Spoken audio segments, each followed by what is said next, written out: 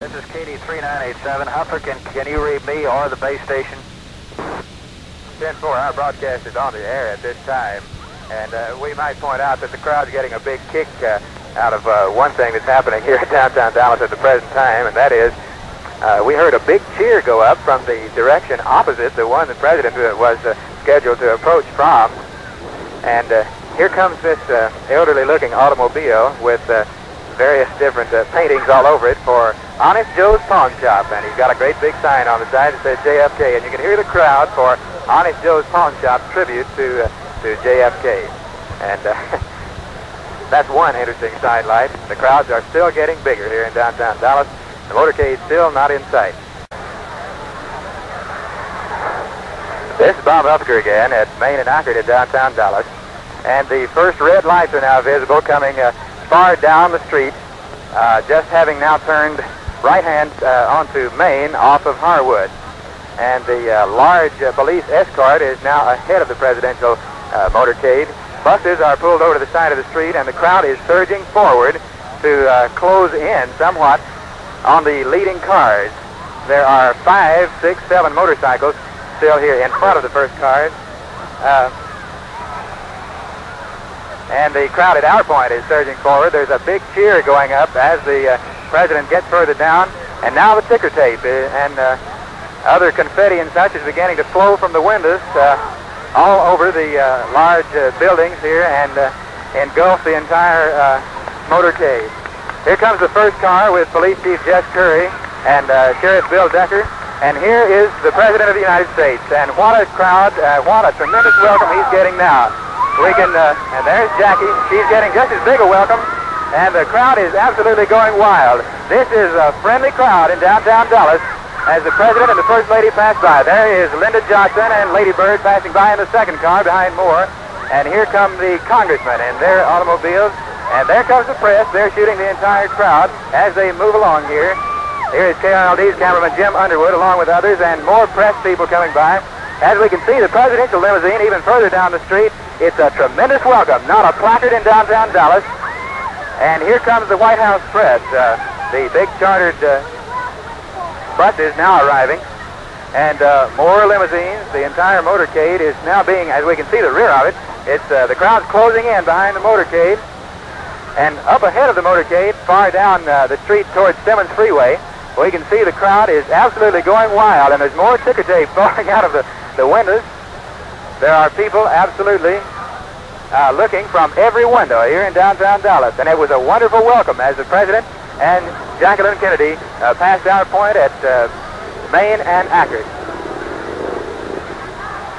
The latter part of the motorcade has just passed, and now the entire Main Street is completely filled from building to building with people. And they're following the motorcade down towards Simmons Freeway. The people really enjoyed that one glimpse of the President of the United States and Jacqueline Kennedy. They're going further down, and just about now, as we can see, far, far down Main Street towards Simmons Freeway, the motorcade is just about to reach the location of the county courthouse. And the people are still running down Main Street following the presidential motorcade. The enthusiastic welcome that broke loose here at Main and Ockard has followed the President all the way through. And thousands of people who were crowding the streets here are following the motorcade even further down Main Street towards Simmons Freeway. It was a wonderful welcome for President Kennedy and Mrs. Kennedy. There was certainly no adverse demonstration. It was a tremendous welcome that Big D gave our chief executive. The presidential motorcade is now just far out, almost out of our sight, and the only thing still visible above the heads of thousands upon thousands of people who are still following the motorcade down Main Street towards Simmons Freeway, just the very top of the big buses carrying the official party and the congressmen as well as the White House press.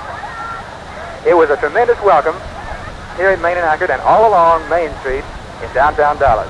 And now gradually the crowd is beginning to thin out at our location, and we can see a little bit of traffic beginning to move far down to the east on Main Street. And those who are following the presidential caravan are just about out of sight now, too, and most of the crowd at our point are going back to their respective jobs and wherever they have to be on this particular afternoon. By the way, this tour of Texas did bear, of course, definite political overtones in spite of its non-political billing, and apparently there was a great deal of respect and political support evident for the chief executive and the first lady in their tremendous welcome here in downtown Dallas. There were no hooters, there were no jeers, and there were no hecklers as the president passed. Of course, the presidential visit is seen by some observers as an effort to bring together these warring factions of the Democratic Party in Texas. Some controversy surrounded each of the president's stops in the state, but at present, most seem to have been cleared up. Senator Ralph Yarborough has been awarded a seat at the head table at today's noon luncheon at the Trade Mart, and this has apparently satisfied liberal elements of the Democratic organization in Dallas. Dallas liberal Baxton Bryant and a number of others had launched strong opposition to the conservative leanings in ticket distribution at today's luncheon, but it all seems to be straightened out now. Relations have been less than cordial also, of course, between Senator Yarborough, who is seeking renomination, and Governor Connolly, who is opposed to a third Senate term. But, of course, these things having been ironed out, a wonderful welcome having been given to the president here in downtown Dallas. It was quite a spectacle, one that Dallas won't see for a long time to come. And any fears that might have existed in the minds of some about the alleged small handful of people who might have launched severe demonstrations to mar the president's visit, these were apparently unjustified, or at least taken care of in good order by the Dallas Police Department, who had such a tremendous force in evidence at the downtown areas and all over the city of Dallas as the motorcade moved through, that there was no danger whatsoever and none in evidence of adverse reactions to the president's visit. A completely overwhelming welcome for the president. Now, this is Bob Huffaker in downtown Dallas, returning you to Jay Hogan at KRLD Studio.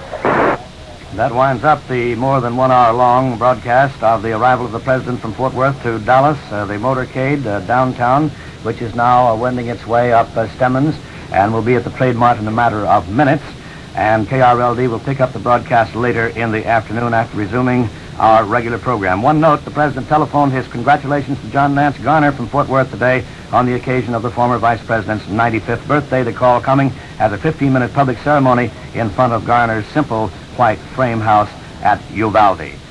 Stand by. After resuming the regular program, KRLD will bring you another broadcast direct from the Trade Mart. This is KRLD News. This is KRLD, AM and FM Dallas, CBS Radio for Dallas-Fort Worth. We continue our regularly scheduled program with Back to the Bible in progress. Asking those of you that are living quite a distance. Which just occurred in Dallas, Texas, where President Kennedy is visiting. President Kennedy and Governor John Connolly of Texas were both hit by a would-be assassin's bullets as they toured downtown Dallas in an open automobile a short while ago. That is the latest word that has just come in from Dallas on United Press International. The Associated Press, in its first report, says that President Kennedy was shot just as his motorcade left downtown Dallas. Mrs. Kennedy, who was riding with him, jumped up and grabbed Mr. Kennedy and cried, "Oh, no."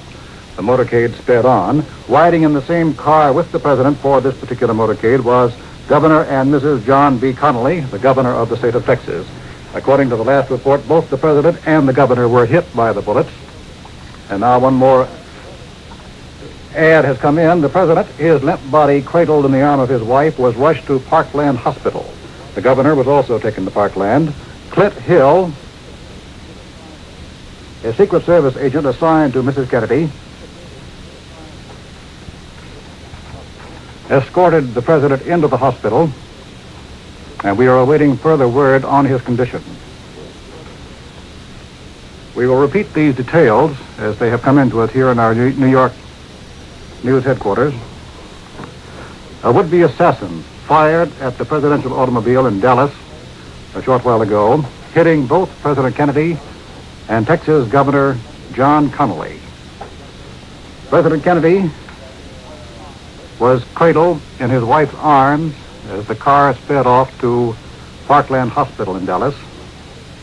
Both the president and Governor Connolly have been taken into the hospital for emergency treatment.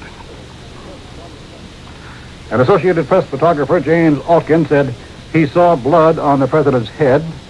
He said he heard 2 shots but thought someone was shooting fireworks until he saw the blood on the president. The photographer, Altkin, said that he saw no one with a gun at the time.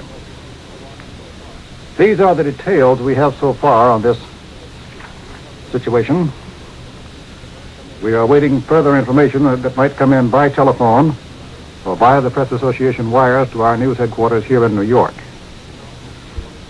The president, as you know, was on a 3-day tour of the state of Texas. He flew down yesterday and was preparing to make an appearance and a speech today in Dallas before flying on to the state capital of Austin for an appearance this evening. We will repeat the information we have of now. Both President Kennedy and Texas Governor John Connally have been wounded by an assassin's bullet. We do not know the condition of either man. Both have been taken to Parkland Hospital in Dallas, Texas. This is the latest we have at our CBS News headquarters in New York. We now resume our regularly scheduled program. And Darius the Median took the kingdom, being about 62 years old. As I read this, I just thought, how foolish Daniel would have been if he had played. Interrupt this program now for a special report from Jim Underwood at the scene of the shooting.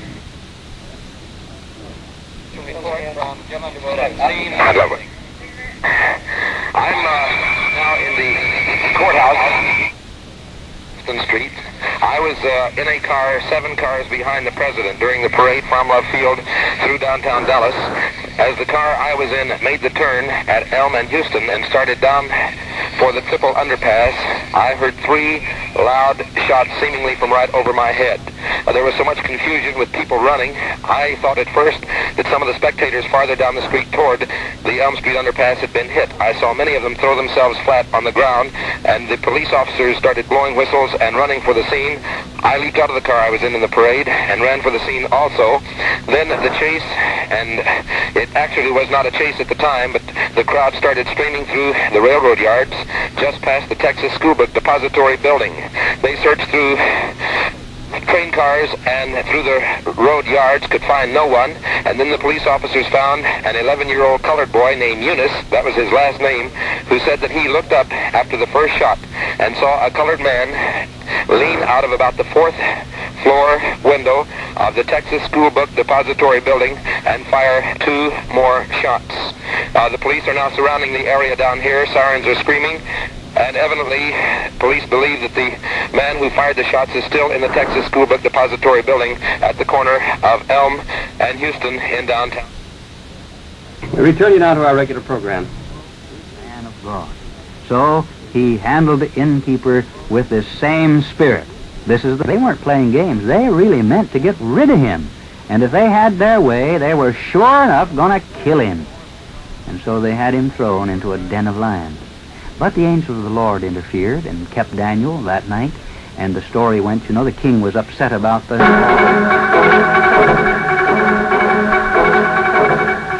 We interrupt this program for a CBS Radio Net Alert Bulletin. This is Alan Jackson reporting from CBS News headquarters in New York with more details on the incident which just occurred in Dallas a short while ago, where President Kennedy has been wounded by a would-be assassin. He and Texas Governor Connally were shot from ambush as their motorcade drove through Dallas shortly after the president arrived in the city on the 2nd day of his tour. So far, there's no indication of how seriously either man was injured. Both were lying flat in their car as the automobile sped off to a hospital. Both men have been taken to the Park Lane Hospital in Dallas for treatment. The incident occurred just east of the triple underpass facing a park in downtown Dallas. Reporters in the motorcade with the presidential party were about 5 car lengths behind the chief executive's car at the time. It had been difficult to tell immediately whether the First Lady and Mrs. Connally, who were riding in the same car, might have been injured. They were holding their husbands as the car rushed off to the hospital, and we are still waiting more details on just what went on there. Secret Service agents in a follow-up car quickly unlimbered their automatic rifles. They drew their pistols, but the damage had been done. One of our correspondents on the scene is now in contact with us. So let's switch now to news correspondent Dan Rather in Dallas.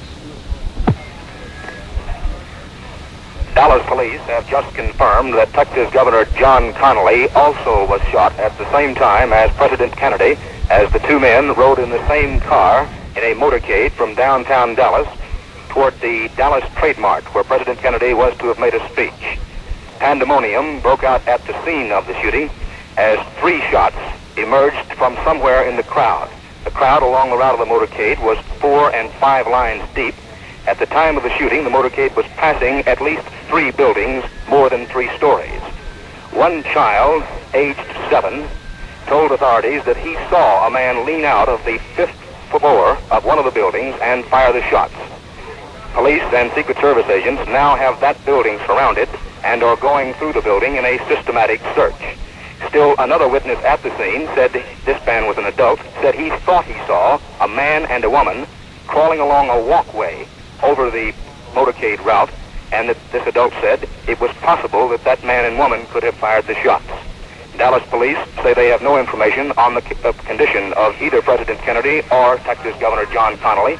Several reporters who were in the motorcade said that Mr. Kennedy had blood on his head as he was taken into an ambulance and rushed to Dallas's Parkland Hospital, just a few blocks from the Trade Mart where he was to have made this speech.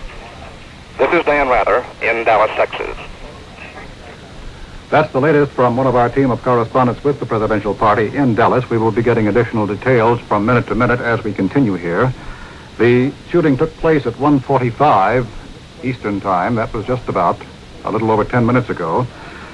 President Kennedy apparently was shot in the head. He fell face down in the back seat of his car, and there was blood on his head.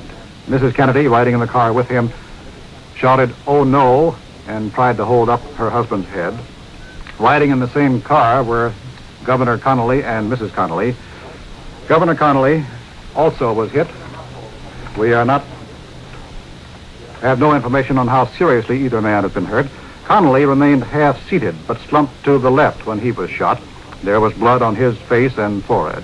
Both the president and the governor were rushed to Parkland Hospital near the Dallas Trade Mart, where President Kennedy was to have made a speech today. As you know, this was the middle day of his 3-day tour of Texas. He spoke in Texas last night. He arrived in Dallas only a short while ago, was to make a speech at the Trade Mart there in a short while, and then go on to the state capital of Austin for a reception and a fundraising dinner this evening. The shooting took place within minutes after the presidential party arrived in Dallas. There are no details on just how it occurred. Secret Service men and Dallas police, as we have heard from correspondent Rather, have one building surrounded where they think the would-be assassins may have been located.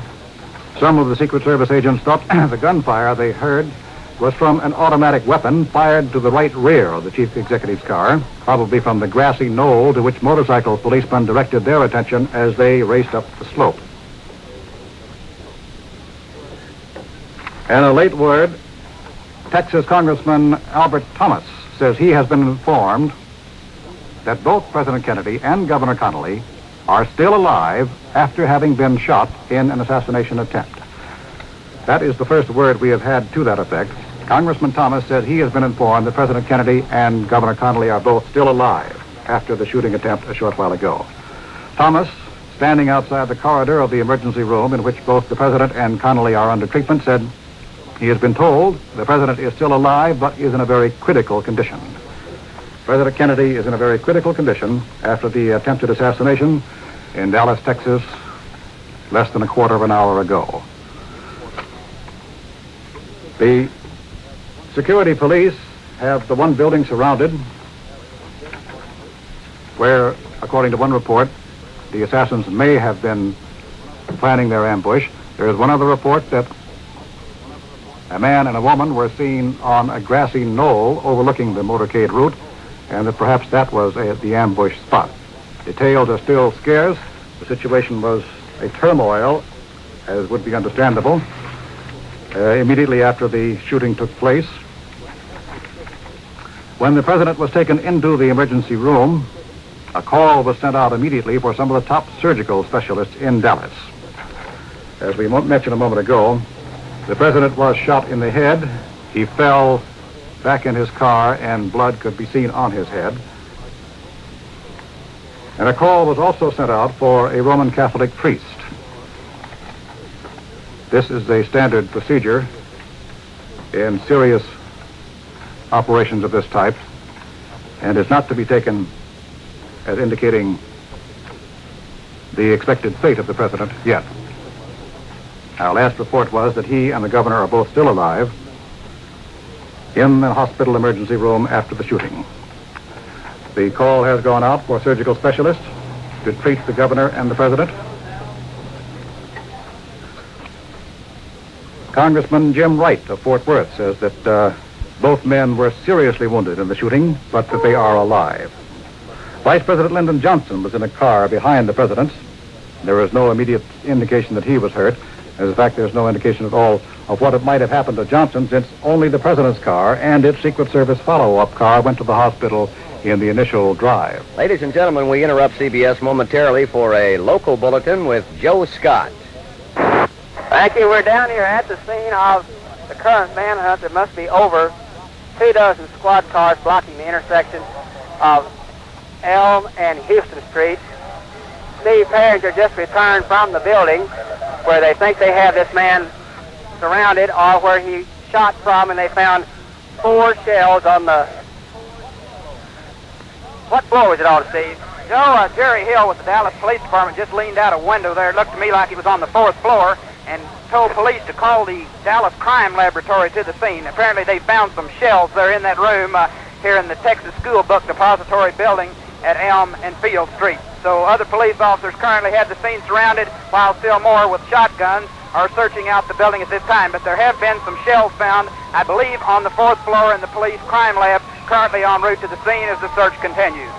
All right, this building, the window from which they were fired from, is a block away from the president's motorcade route. Elm, Main, and Commerce are the streets. He was on Main. This building is on Elm. They have brought the fire department rescue squad to the scene.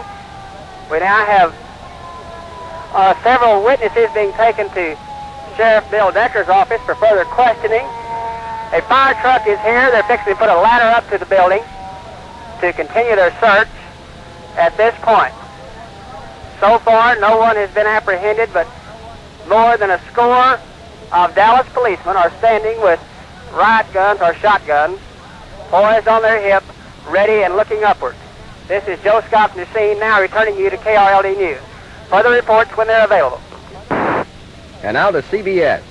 Gave reporters a description of what he saw as the president was shot, and as his car followed the presidential limousine from downtown Dallas to the hospital.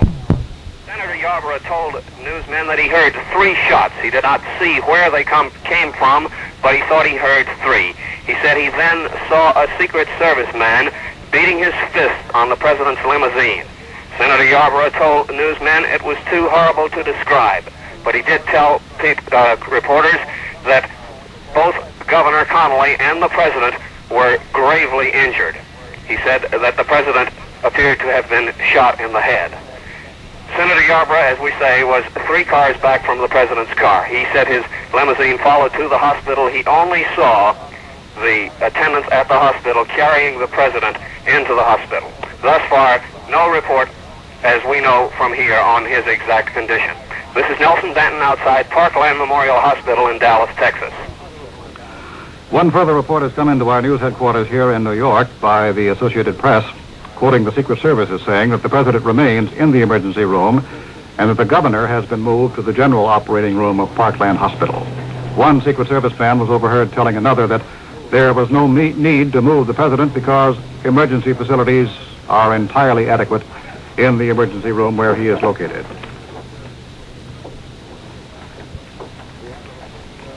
We have a report now from one more of our correspondents on the scene. Our White House correspondent who was accompanying the president here is CBS News correspondent Robert Pierpoint in Dallas. President Kennedy's condition here at Parkland Memorial Hospital is apparently quite serious. 2 priests reportedly have just gone in to be with the president, and according to Senator Ralph Yarborough, who was in the motorcade, the president's condition is serious. As far as we know, here is what happened. At 12:30 today, as the presidential motorcade was making its way through the crowded streets of Dallas, 2 or 3 shots rang out. The president's car immediately sped away, and we learned later the president and Governor Connolly of Texas had been wounded. We think the president was hit in the head. We are not sure. I repeat, 2 priests have gone in to be with the president. The situation looks extremely serious. This is Robert Pierpoint at Parkland Memorial Hospital. Our news bureau in Washington has reported that the Senate has recessed and that Senator Ted Kennedy, the youngest of the Kennedy brothers, was presiding over the Senate when the news was received. Kennedy, according to a member of his staff, was still alive as of 12:55 p.m. Central Standard Time, that is, as of 10 minutes ago. Mrs. Kennedy apparently was safe, and Mrs. Connolly also is safe. Both women were riding in the same car, the same limousine, in which the president and the governor were riding in their motorcade through Dallas when the assassination attempt took place. The governor, as we heard a moment ago, has been taken into the operating room. The president remains in the emergency ward of the hospital, and one Secret Service man was overheard telling another that there was no need to move the president because emergency facilities are entirely adequate in the emergency room. But as we have heard from correspondent... And now we take you to a KRLD Mobile News Unit and Bob Huffaker. This is Bob Huffaker. I am at Parkland Hospital along with Warren Folks for KRLD News. What was a wonderful welcome in downtown Dallas has become a scene of indescribable horror as hundreds of people crowd outside the back door to the emergency room here at Parkland Hospital. Faces are ashen white, and people are wondering, is our president going to live? President Kennedy is on the inside of Parkland Hospital, and 2 priests have just been sent in to the room with the president. Speaking a moment ago to Congressman Jim Wright, Yarborough a moment ago told KRLD News he saw a Secret Service man beating the rear of the car on which the president was riding with his fist, and he knew something horrible had happened.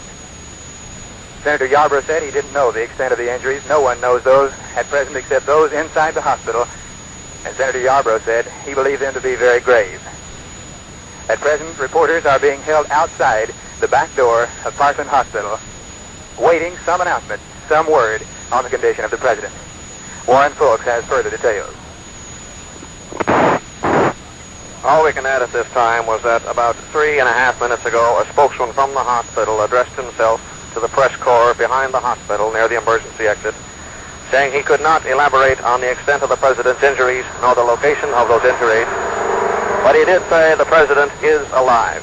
The president is alive. Yarborough, who was riding, I believe, some 2 cars behind that of the president, was visibly shaken. He said the scene was too horrible to describe.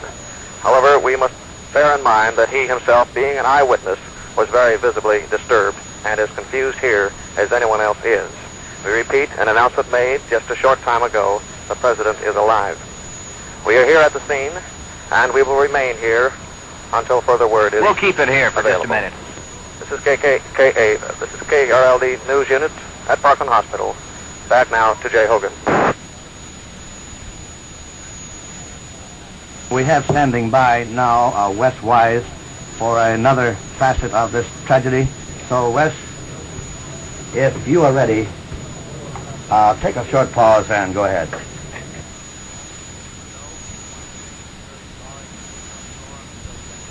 Yep. Began running about the 4 balconies of the huge trademark building.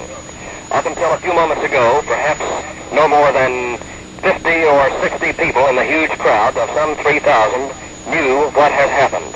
Then I hurried to this phone. People who recognized me from being on local television called out to me as I ran by, "Is it true? Is it true?" As I turned around once, I saw one lady's face whom I know well. Her cheeks were wet with tears. As I raced on down farther the length of the building, I noticed 2 elderly men with their heads on the tables. I don't know whether they were weeping or not. At this stage, it was only rumor. Now we have word that an announcement has been made on the public address system at the trademark where the president was due to speak in just a few moments. Someone went to the microphone and said, "Ladies and gentlemen, there has been a delay. Perhaps, rather, we hope it's not serious. We can't tell you definitely yet. Please keep your seat." A apparently there was no reference made to whether the president or any of his party had been shot. Now, I'm going to check. We have someone running back and forth to the room. We're just around the corner from the main auditorium where the president was to appear with the First Lady. We have somebody checking for us, and we understand that there still has been no announcement on the public address system of the fact that the President of the United States has been shot. Wes Wise for KRLD News, reporting direct from the Trade Mart in Dallas. And now we return to CBS. The street from where President Kennedy and Governor Connolly were shot. Latest word from Dallas's Parkland Hospital is that the condition of President Kennedy is being withheld at the moment. There are conflicting reports as to whether the injuries are serious or not serious. 2 Roman Catholic priests have been admitted to the president's room. No word yet on the condition of Texas Governor John Connolly. This is Dan Rather in Dallas, Texas. To briefly summarize the situation for those of you who may have just joined us in the last few minutes, President Kennedy was shot and wounded a short time ago in Dallas, Texas, and so was Texas Governor John Connolly as their motorcade drove through downtown Dallas shortly after the presidential party arrived in that city, where the president was to have made a speech beginning just about now at the Dallas Trade Mart. The latest report in is that President Kennedy was given blood transfusions a short while ago as a result of the injuries he received in the assassination attempt. The president and Mrs. Kennedy were riding in the lead limousine, as were Governor and Mrs. Connolly. The 2 women were not hurt in the shooting. Both the president and the governor were shot. Both apparently were hit in the head. The initial reports say the president... And now we interrupt CBS and go to Steve Perringer. Intersection of Field and Elm Street. Officers and Secret Service agents, apparently Secret Service agents, have just taken a man who appears to be about 25 years of age into custody. He's been taken to the Dallas County Sheriff's office. He was arrested across the street here where he stood in a large crowd. The man, as we said, about 25 years old, denied any knowledge of the shooting. He said that he had gone to the depository merely to use the telephone. Other radio reports filtering in here at this time indicate that officers also have another suspect north of this location that they are checking out. A flurry of activity here. The Dallas Fire Department currently on the scene. Shotgun-armed officers completely around this school book depository building, searching it out. As we told you earlier, Jerry Hill with the Dallas Police Department yelled from a 4th floor window that he had found some cartridges, spent cartridges, in a 4th floor room. So that's about the wrap-up from here, Jay. This 25-year-old suspect has been taken to the Dallas County Sheriff's Office for further questioning. Steve Perrins reporting for KRLD News. And now we return you to CBS. And speaking at principal points around the state. The shooting occurred a short time after the presidential party arrived in Dallas. And as we have heard from correspondent Rather, apparently it took place from the 5th floor of a downtown office building, where police and security agents have now found 4 spent cartridges, presumably those that were used in the assassination attempt. The building has been surrounded. We do not have any word on whether any people have been apprehended and linked directly with the shooting yet. The heavy street crowds between the Love Field Airport and the scene of the shooting, the crowds that had turned out to greet President Kennedy on his trip into Dallas, were overwhelmingly friendly. The shooting occurred about a half an hour ago and immediately created turmoil and confusion in the crowd and certainly in the presidential motorcade. The presidential reporting party, the party of reporters and correspondents, were driving in cars about 5 car lengths behind the president. As soon as the shooting took place and the president and the governor were injured, Secret Service men and Dallas Motorcycle Police immediately waved that car on by itself to the hospital.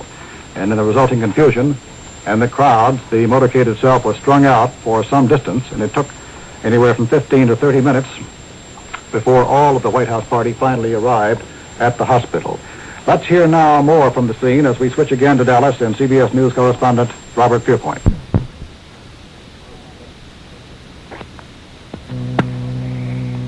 Human blood type B+ has just been rushed into the operating room where President Kennedy and Governor Connolly are being worked over by doctors here at Parkland Memorial Hospital. We do not know whom the blood is for, but the situation still looks very bad. As we said a little earlier, 2 priests have also gone in to be with the president. Here is an eyewitness report of approximately what happened at just about 12:30 noon as the motorcade with the president's car in front was going under a railroad overpass to enter a parkway. 3 shots rang out very loudly. Immediately, the president's car sped up. The SS, the Secret Service men, pulled out machine guns, and officers in the area began to fan out. The president's car sped directly to Parkland Memorial Hospital here at speeds up to 60 miles per hour. As the car pulled up, President Kennedy was bent over, motionless, with blood on his chest. Mrs. Kennedy was hovering over him, but he was lifted out of the car, and reporters noted that he was wheeled into the hospital. That is the last that any reporters have seen of him as he disappeared on a stretcher, motionless, into the hospital. I repeat that the latest information we have only is that human blood has been rushed into the operating rooms. We do not know whether it is for the president or for Governor Connolly, both of whom are reported to be in serious condition. This is Robert Pierpoint at Parkland Memorial Hospital in Dallas. Here in New York, the New York stock exchanges have closed early for the day because of the shooting of President Kennedy. In Washington, the Senate recessed pending developments as word reached the Capitol there that the president had been shot in Dallas. The House was not in session at the time. Senator Mansfield, the Democratic leader, made the motion to recess at 4 minutes before 2 Eastern Time. Senator Wayne Morris of Oregon said just before the recess, if there ever was an hour when all Americans should pray, this is the hour. Let's go back to Dallas. Here's another report by correspondent Dan Rather.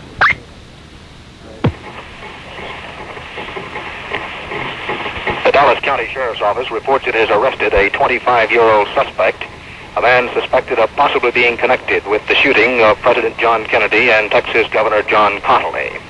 Also from the scene of the area where the president and Texas governor were shot shortly after noon Central Standard Time today, the police continue their search around a 5-story building in which 4 empty cottages were found on the 5th floor.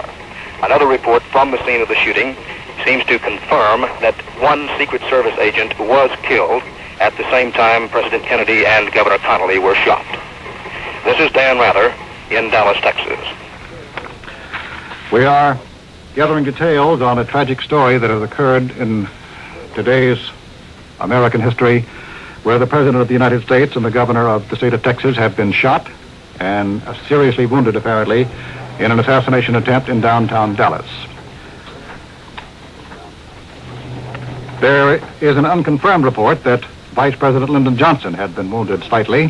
One spectator said he saw Johnson walk into the hospital holding his arm, and a short while ago, Mrs. Johnson was escorted by Secret Service agents into the emergency room where the president is.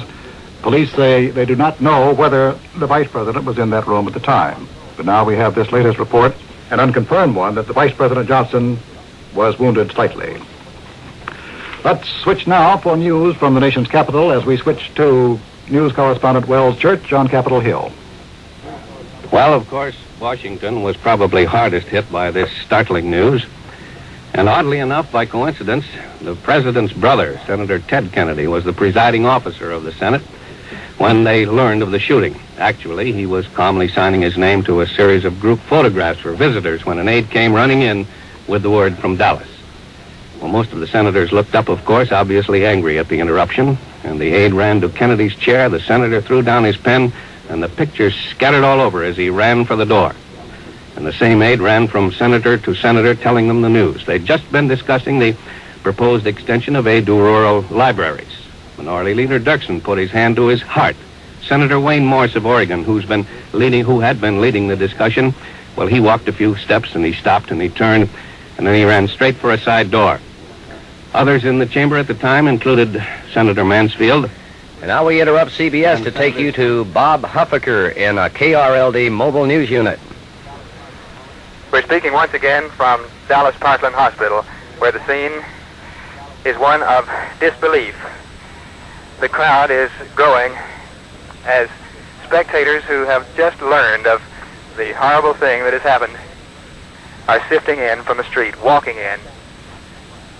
People of all descriptions are standing here behind Parkland Hospital and waiting for some iota, some word about the condition of the president. Thus far, nothing but conjecture as to what has actually happened, where the president has been shot, and how badly he's been wounded. We spoke again with Senator Ralph Yarborough, who burst into tears just a few moments ago. He reiterated what he told us earlier. He said the first he knew, after he heard the 3 short bursts, which he said sounded like a fusillade of shots, Senator Yarborough said, "I saw a Secret Service man sitting on the rear of the presidential car and pounding the car with his hands in despair, anguish, and pain. I knew something horrible had happened." Congressman Olin Teague and Congressman Ray Roberts. Congressman Roberts was perhaps the closest to the president besides those in the limousine with him. Congressman Roberts said, "I simply couldn't say anything. I simply couldn't tell you anything. I just can't think straight." Not long after the president was taken inside the emergency room, a few moments ago, the First Lady passed and brushed our arm. The Secret Service men recognized her. The policemen were so accustomed to stopping those who pushed in, attempting to try to find out the condition of the president, that they almost stopped the First Lady as she came in. When she passed, not over 3 feet from me, she said nothing, but her eyes were full of tears, and she looked straight ahead.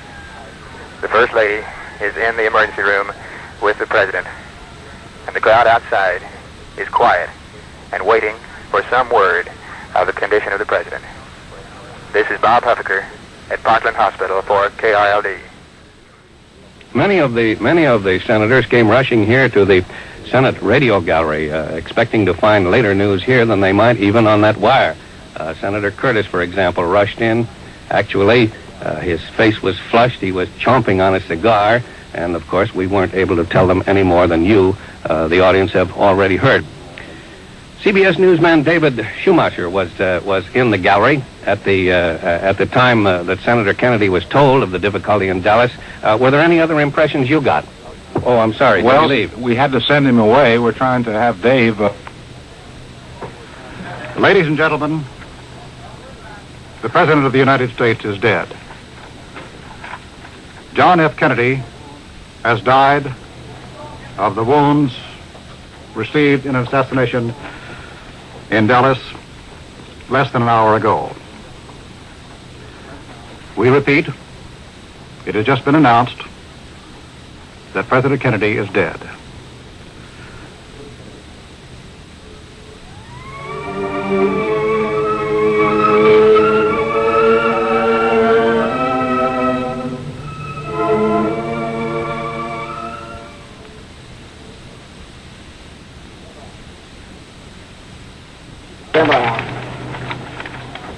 John Fitzgerald Kennedy, the 35th President of the United States, is dead at the age of 46, shot by an assassin as he drove through the streets of Dallas, Texas, less than an hour ago. Repeating this, the President is dead, killed in Dallas, Texas, by a gunshot wound.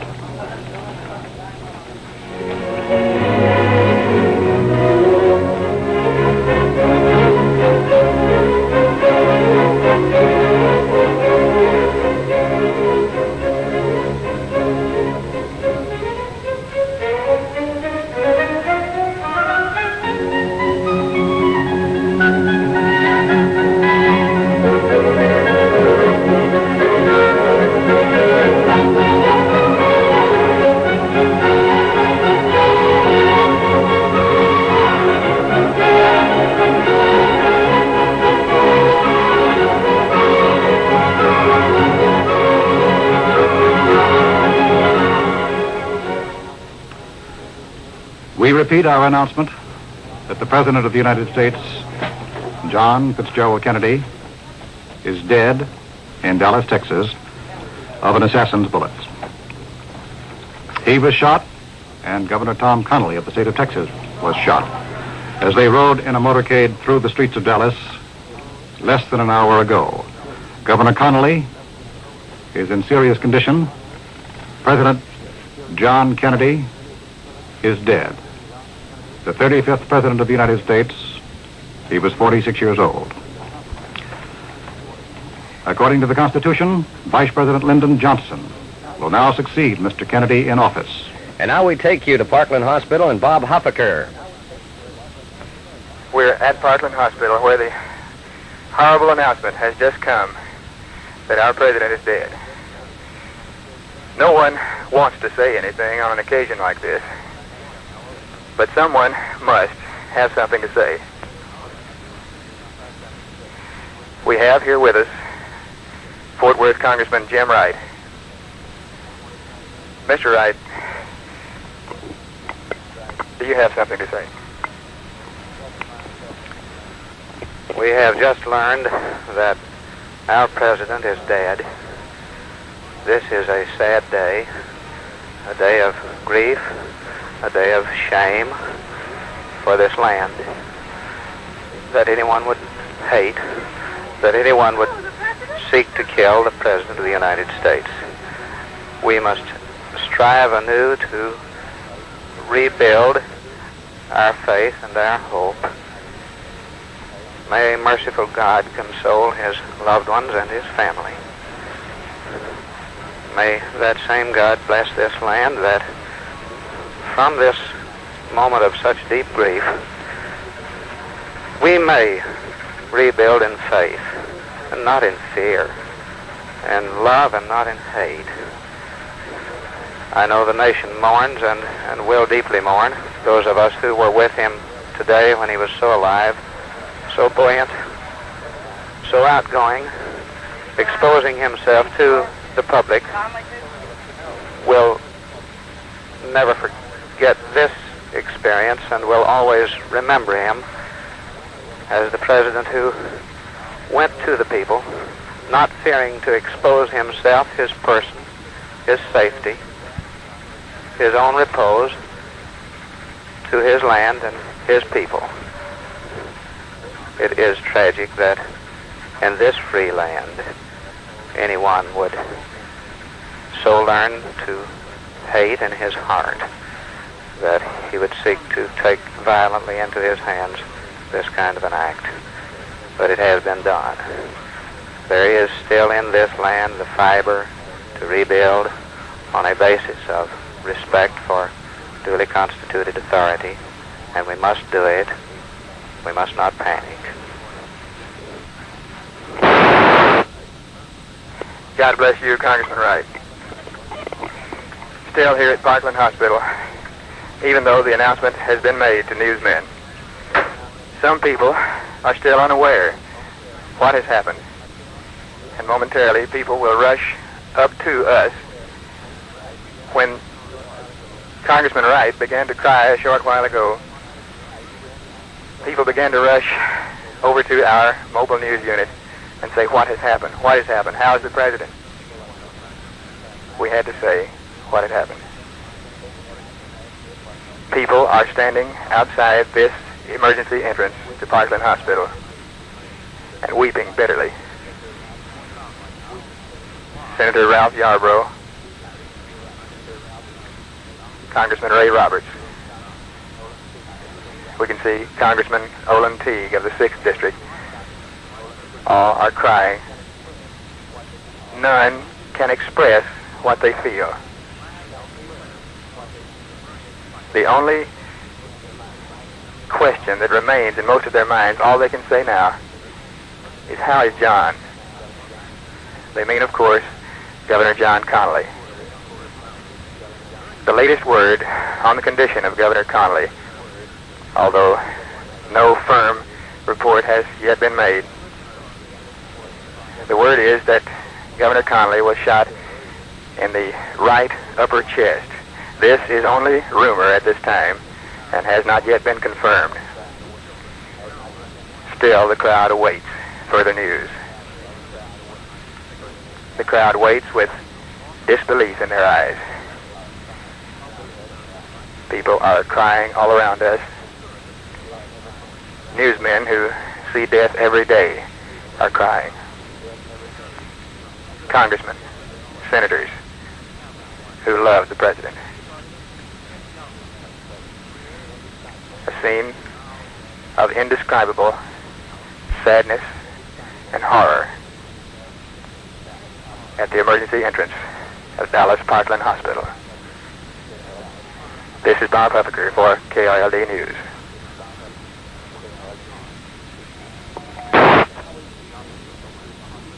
And now we return you to CBS. He was reported badly shocked by the shooting. Doctors are trying to keep him as quiet as possible. He is under heavy Secret Service and police protection. Throughout the Texas trip, when President Kennedy and Vice President Johnson had been in the same motorcade, as an obvious security measure, they have ridden in separate cars. The Johnson car has always been some distance from the Kennedy car, sometimes by as much as 60 yards. We see the reason and the value of this at this point. And now we take you to the KRLD newsroom and Jay Hogan. The Trade Mart, where the luncheon function was awaited before the shooting this afternoon. We take you now to Wes Wise at the Trade Mart. A few people are queuing into groups as the dining room has begun to empty. Along the walls, several women are crying, near hysteria apparently, but by and large the crowd has taken the news quite well. Only now are they beginning to learn the official word that our president is dead. Up until a few moments ago, they were not sure exactly what had happened. Then an announcement was made by Mr. Eric Johnson. He said approximately the following: "I don't know how I can say it or whether I can. The president and the governor have been shot." Then there were moans from the audience.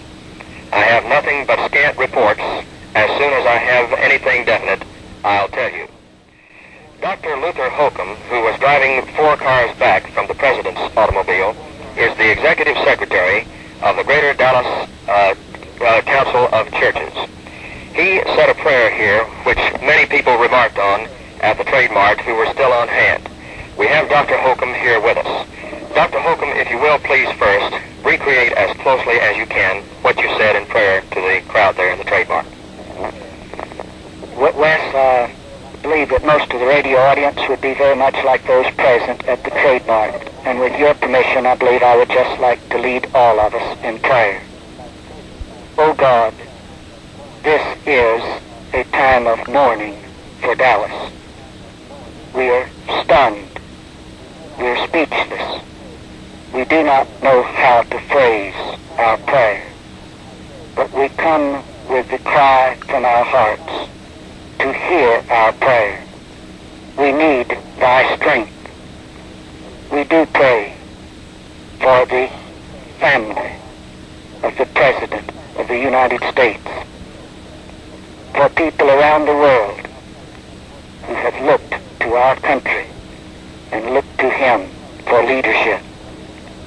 We do remember our governor and members of his family.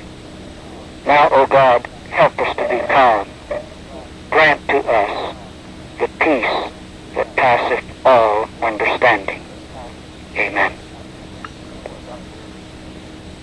That was Dr. Luther Holcomb, who said this prayer approximately at the Trade Mart earlier this afternoon.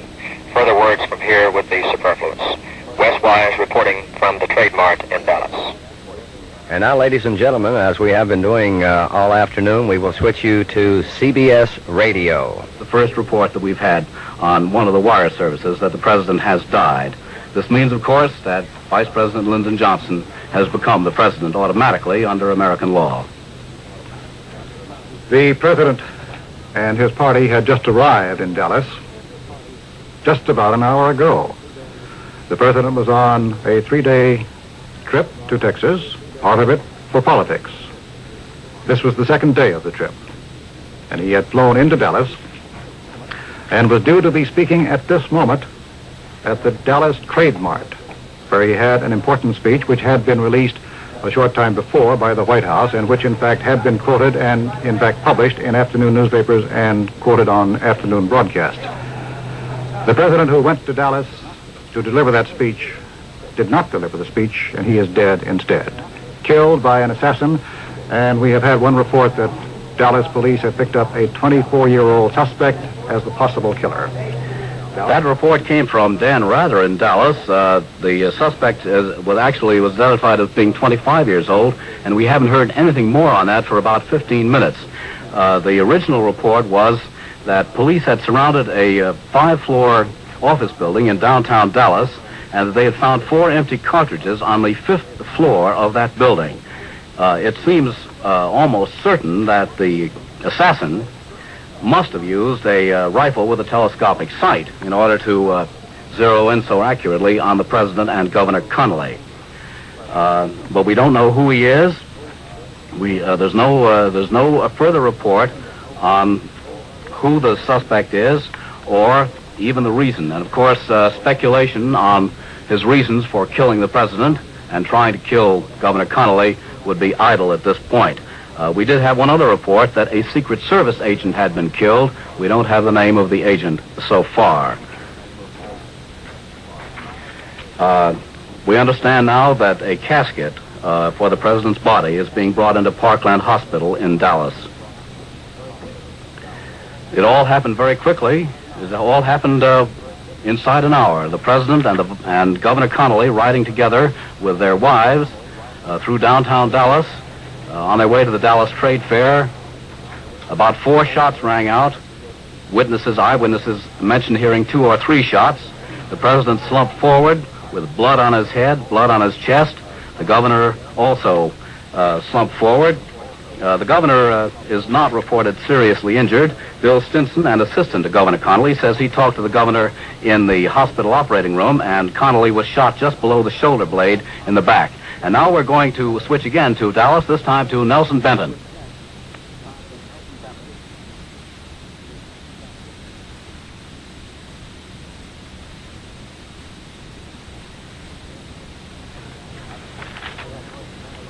I'm sorry, we thought we had Nelson Benton on the line, but the communication seemed to have failed at the last moment. Here's a late report. Senator Ralph Yarborough of Texas, who accompanied the president to Texas only yesterday on the presidential plane, was talking with newsmen a few minutes ago and collapsed in sobs as he told of witnessing the slaying of the president. And now we're going to switch to George Herman at the White House in Washington. Perhaps 1,000 times, the man named Lyndon Baines Johnson, up to now Vice President of the United States, has told friends how his father used to wake him up every morning by whacking him across the soles of the feet and saying, "Wake up, Lyndon, you're an hour late and $1 short of every boy in town." Now Lyndon Johnson is 55 years old, and he's still inclined to worry whether he's still an hour late and $1 behind every other boy in politics. Johnson is a big man, but without the easy self-confidence that many big men have. He's a worrier, constantly worrying about his position. Is he doing right? Is he still in the right position strategically, tactically, politically? It's a symptom of this uncertainty that all the time he was running the United States Senate as Senate Majority Leader with an efficient and iron hand, he kept in his 3 big offices 3 big full-length paintings of himself, mostly opposite his desk where he could glance up any time and see himself slightly larger than life.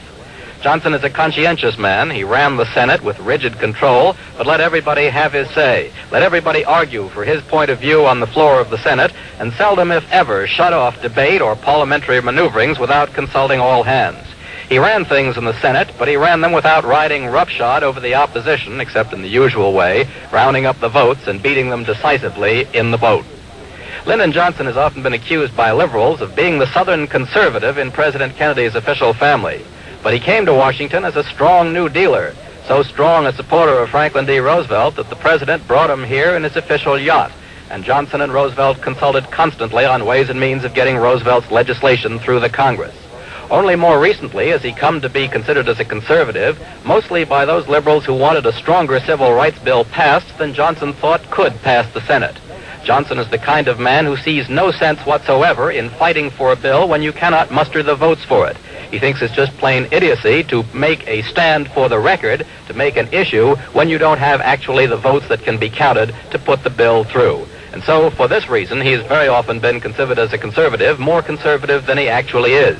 Also, for political reasons, he has sometimes taken a more conservative stand simply by keeping quiet on liberal matters. Lyndon Baines Johnson, 55 years old. He's had one heart attack several years ago. It was discovered by his friend Senator Clinton Anderson. He took care of himself and was able to actively campaign for the vice presidency in the last election. Actively, energetically, perspiring profusely through the heat, but fighting all the way for his man, John Kennedy, to become the President of the United States. Lyndon Baines Johnson, 55 years old, now the next in line, the next in the spotlight. This is George Herman in Washington, returning you now for the latest to Dallas Townsend in New York.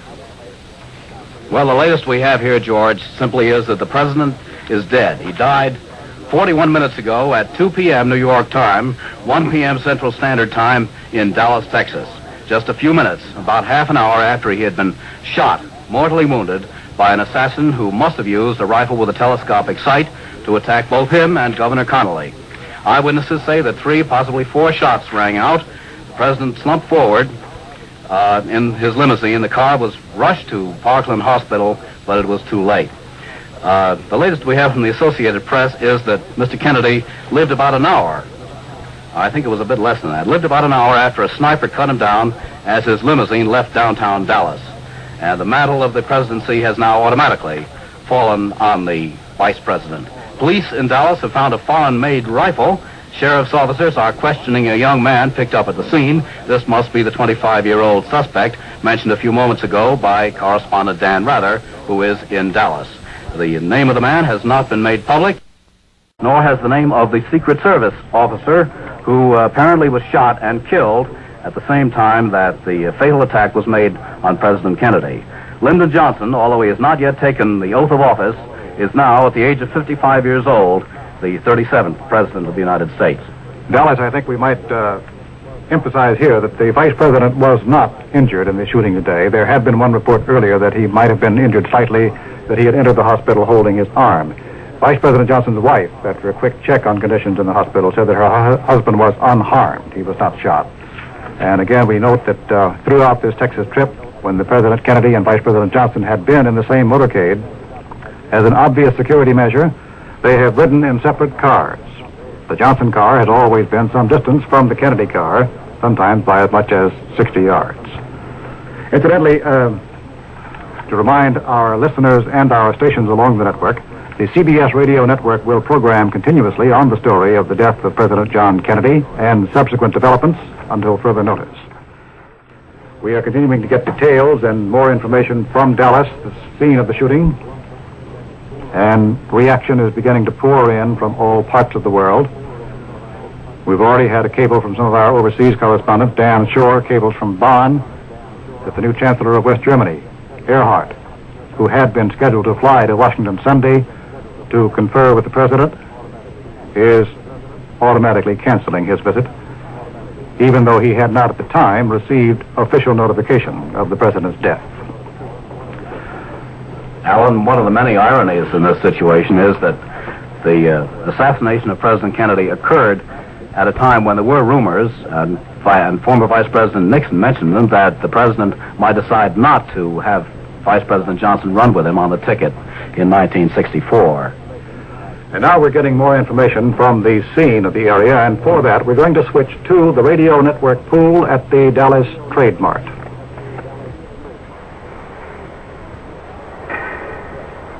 Not all of those guests, 2,500 of them who were assembled here to hear the President of the United States make a speech, have yet left. Many of them are still loitering near the speaker's stand. Some of them are still crying at the news that the President has been assassinated. Immediately after the news went across the crowd of some 2,500 like wildfire, tears broke out on many faces of both sexes and of both colors who were present here. A Negro porter leaned his head back against the rostrum which bore the seal of the President of the United States, pulled out his handkerchief, and wept. An announcement was made to the crowd that the President had been shot, that there would be no luncheon, and most of the crowd at that time left. There was no panic here at the Trade Mart, but there were many tears, and there was a sullen silence for some minute or so after the first news of the assassination of the President. It has now been confirmed at Parkland Hospital in Dallas that the President of the United States is dead. He was shot in the head by a high-powered rifle, apparently, from a window in a building on the western end of downtown Dallas. This occurred during a motorcade which was to bring the president here to the Trade Mart for a speech to 2,500 persons. The president was immediately rushed to Parkland Hospital. Governor John Connolly was also taken to Parkland Hospital with gunshot wounds in the back. He is at this time reported in satisfactory condition. Vice President Lyndon Johnson was not injured. He was riding in a separate car. Dallas police are believed to have surrounded the person who is suspected of having made the assassination. However, no arrests have been reported at this time. And a dragnet is out in at least two sections of the city, one of them where the incident occurred, and the other in the southwestern part of Dallas in Oak Cliff. The news is now official. At Parkland Hospital, President John F. Kennedy is dead, having been assassinated by an unknown person who was shooting a high-powered rifle from a window of a downtown Dallas building during a motorcade. Here at the Trade Mart, at first, most of the 2,500 guests who were gathered to hear the president were not aware of what had happened. The press delegation of some 200 or 300 members of the press from all over the country first rushed to the front of the building when the bulletin was first made known privately and in the corridors, and then rushed back, got their notepads, cameras, and left the building in a hurry. Most of them have gone to Parkland Hospital, where the president has just been reported to have died at about 1 p.m. Central Standard Time. After that, most of the guests in the building still did not know of the incident, and it was nearly half an hour before an announcement was made from the rostrum that an incident had occurred, then another announcement that the president had been shot. This was followed by two benedictions delivered by ministers here in Dallas. Dr. Luther Holcomb of the Council of Churches delivered one of them and made most of the announcements. Then people left, and the noises you hear now are of the porters and waiters picking up what is left of a luncheon that never occurred in honor of the President of the United States. It is not known just when Lyndon Johnson, the Vice President, will be sworn in as the new President of the United States. It is possible that that swearing-in may occur here in Dallas. Reports reaching Dallas from New York are that the New York Stock Exchange has closed because the traffic became too heavy upon the news that the President had been shot. And now we go to a KRLD News mobile unit and Bob Huffaker. We're speaking once again from Parkland Hospital and have just come from the temporary press room which has been set up here in the south side of the building. Briefing the press in this most distasteful press session was Administrative Aide to Governor Connolly, Bill Stinson. This is the first report and the latest on Governor Connolly's condition. He has been shot in the right chest and his body is completely perforated. He has also sustained a fracture of the right radius, and Secret Service men say this may be from another bullet, or it may be from simply a wound in the struggle.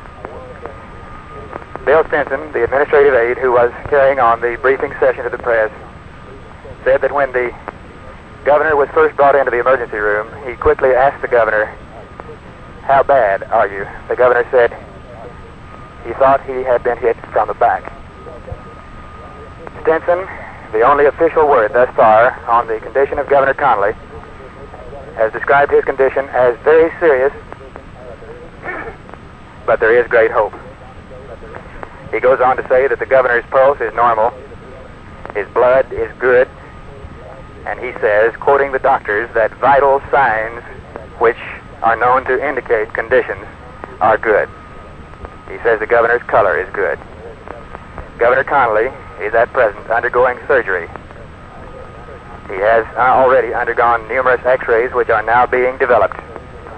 His condition, again, we'll repeat, is described as very serious, but Bill Stinson, the administrative aide who made the announcement, said, but there is very great hope. Another aide to the governor, Julian Reed, said that diagramming the places occupied by the President and Mrs. Kennedy, and the governor and Mrs. Connolly were all four riding in the same automobile.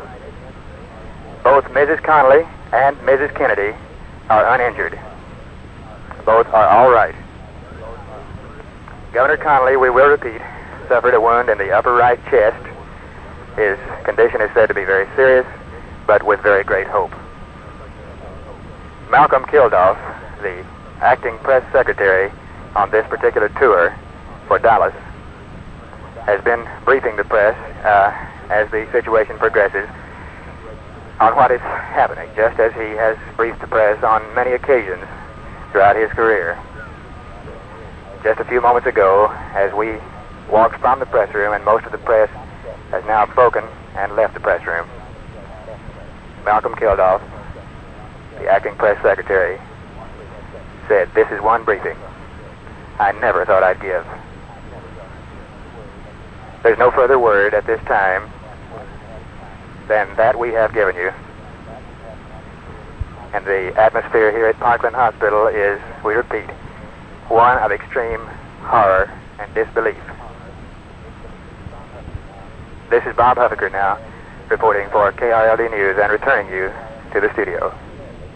We've had no late word yet on when Vice President Johnson, Lyndon Johnson, will take the oath of office, but we assume that it will be as rapidly as possible. I remember that when President Roosevelt died in 1945, Vice President Truman took the oath of office about 2 hours afterward in the old cabinet room of the White House.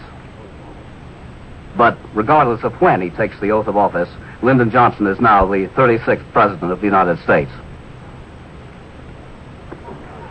Dallas, I would like to pass along a memo to our listeners and our stations along the network again, and that is a reminder that the CBS Radio Network will program continuously on the story of the death of President John F. Kennedy and subsequent developments until further notice.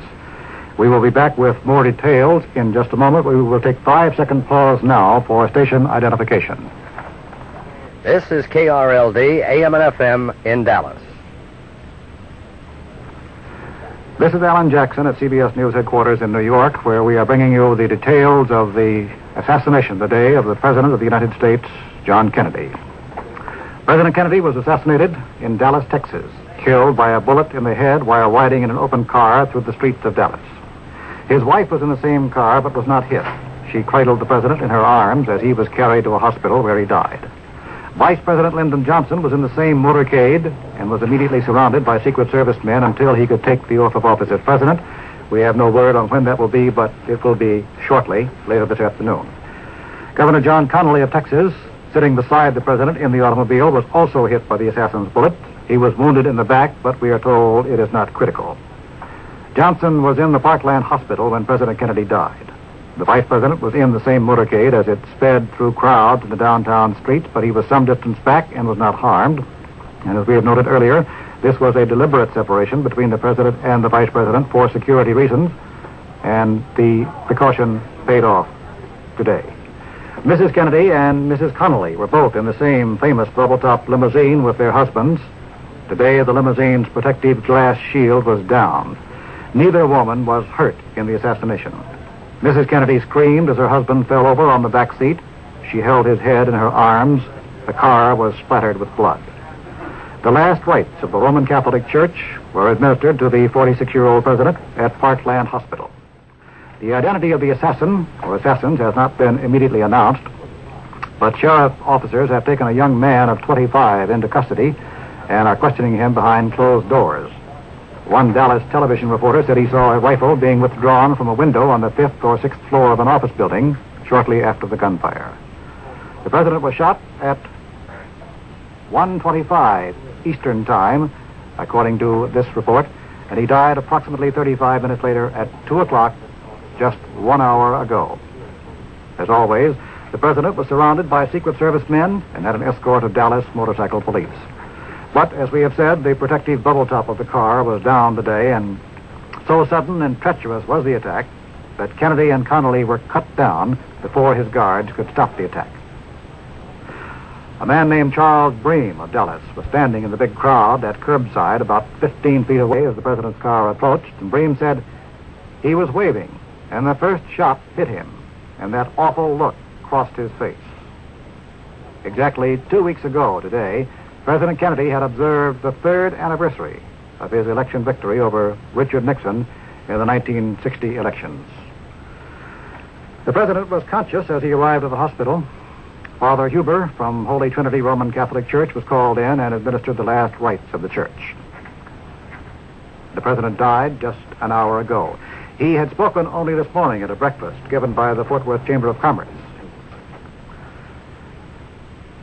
Governor Connolly underwent an operation for the gunshot wound he received about a half an hour ago. Connolly's condition is said to be serious, but his doctors say the vital signs are good.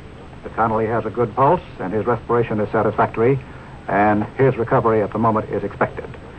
Governor Connolly was wounded in the same assassination attempt in which President Kennedy was killed. Alan, it's tragic to think of the sadness and the sorrow that has come to this family, which has shown so much energy and initiative in the last two generations. The president's oldest brother, Lieutenant Joseph P. Kennedy, Jr., was killed in action in Europe in 1944 while in the progress of a hazardous mission over German-occupied Europe. A month later, the husband of one of his sisters, Kathleen, died in action in France. He was the Marquis of Hartington, who was a captain in the Coldstream Guards. And Lady Hartington herself met tragic death in the spring of 1948, along with 3 others, in the crash of a plane in France. And the president's youngest son, Patrick Bouvier Kennedy, who was born prematurely during the summer in Massachusetts, lived only 2 days and then died of infant diseases. Now the fourth and by far the greatest tragedy to strike the Kennedy family has come in the assassination of the President of the United States. And now we take you to Bob Huffaker. We're speaking once again from Dallas Parkland Hospital. The rear door of Dallas Parkland Hospital is the emergency room door. For a number of hours this afternoon, the door has been ringed with newsmen and anxious spectators, citizens of the United States who were anxious to see what the condition was of our president and of the governor of the state of Texas. Not too long ago, when the announcement was made that John F. Kennedy had died of the assassin's bullet, people stood for several more minutes in disbelief. Many are still standing, now at a greater distance from the hospital, having been moved back by Secret Service agents and Dallas police. But some are now beginning to wandering away with ashen faces, in disbelief, in pain, and in grief. Still, a ring of people still stands, now backed up to a distance of about 100 yards from the rear door of the hospital. And many police are still patrolling the area. People have been moved back. Just why, we don't know at this time. Nobody knows why people have been moved to a greater distance. The latest word to come from our last press conference session inside the temporary press headquarters in the southern side of Parkland is that Governor Connolly's condition is very serious, and yet very serious with a note of great hope. His pulse, blood, color, these are said to be good.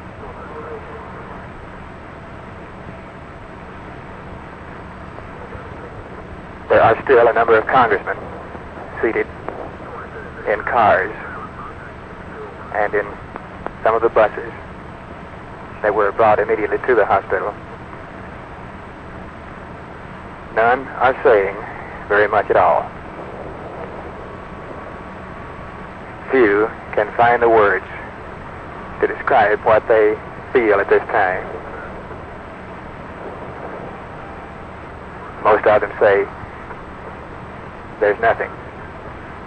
There's nothing to be said. There's a flurry of movement now. And from the rear of the hospital,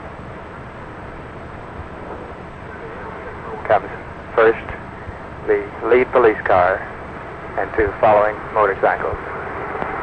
Here comes a white hearse, which is leaving the hospital, followed by cars full of Secret Service men, and one last motorcycle. From our vantage point here, we do not know if this was the body of the president. We can only wonder. And now that the hearse is past, the crowd is breaking up.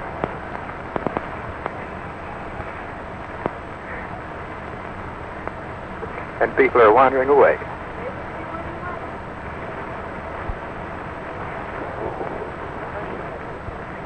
Still wondering. Still disbelieving. Still shocked.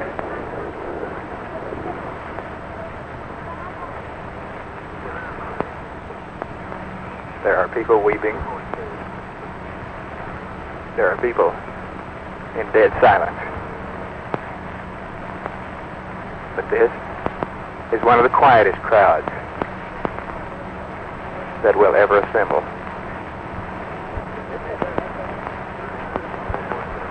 A crowd with pity, sorrow, horror, and shame in its heart. For this was the day that the President of the United States died from an assassin's bullet in Dallas, Texas.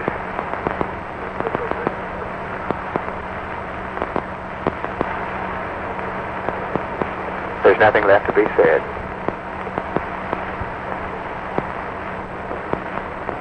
This is Bob Husker reporting from Parkland Hospital for KRLD News. And now here's Jay Hogan from the KRLD Newsroom.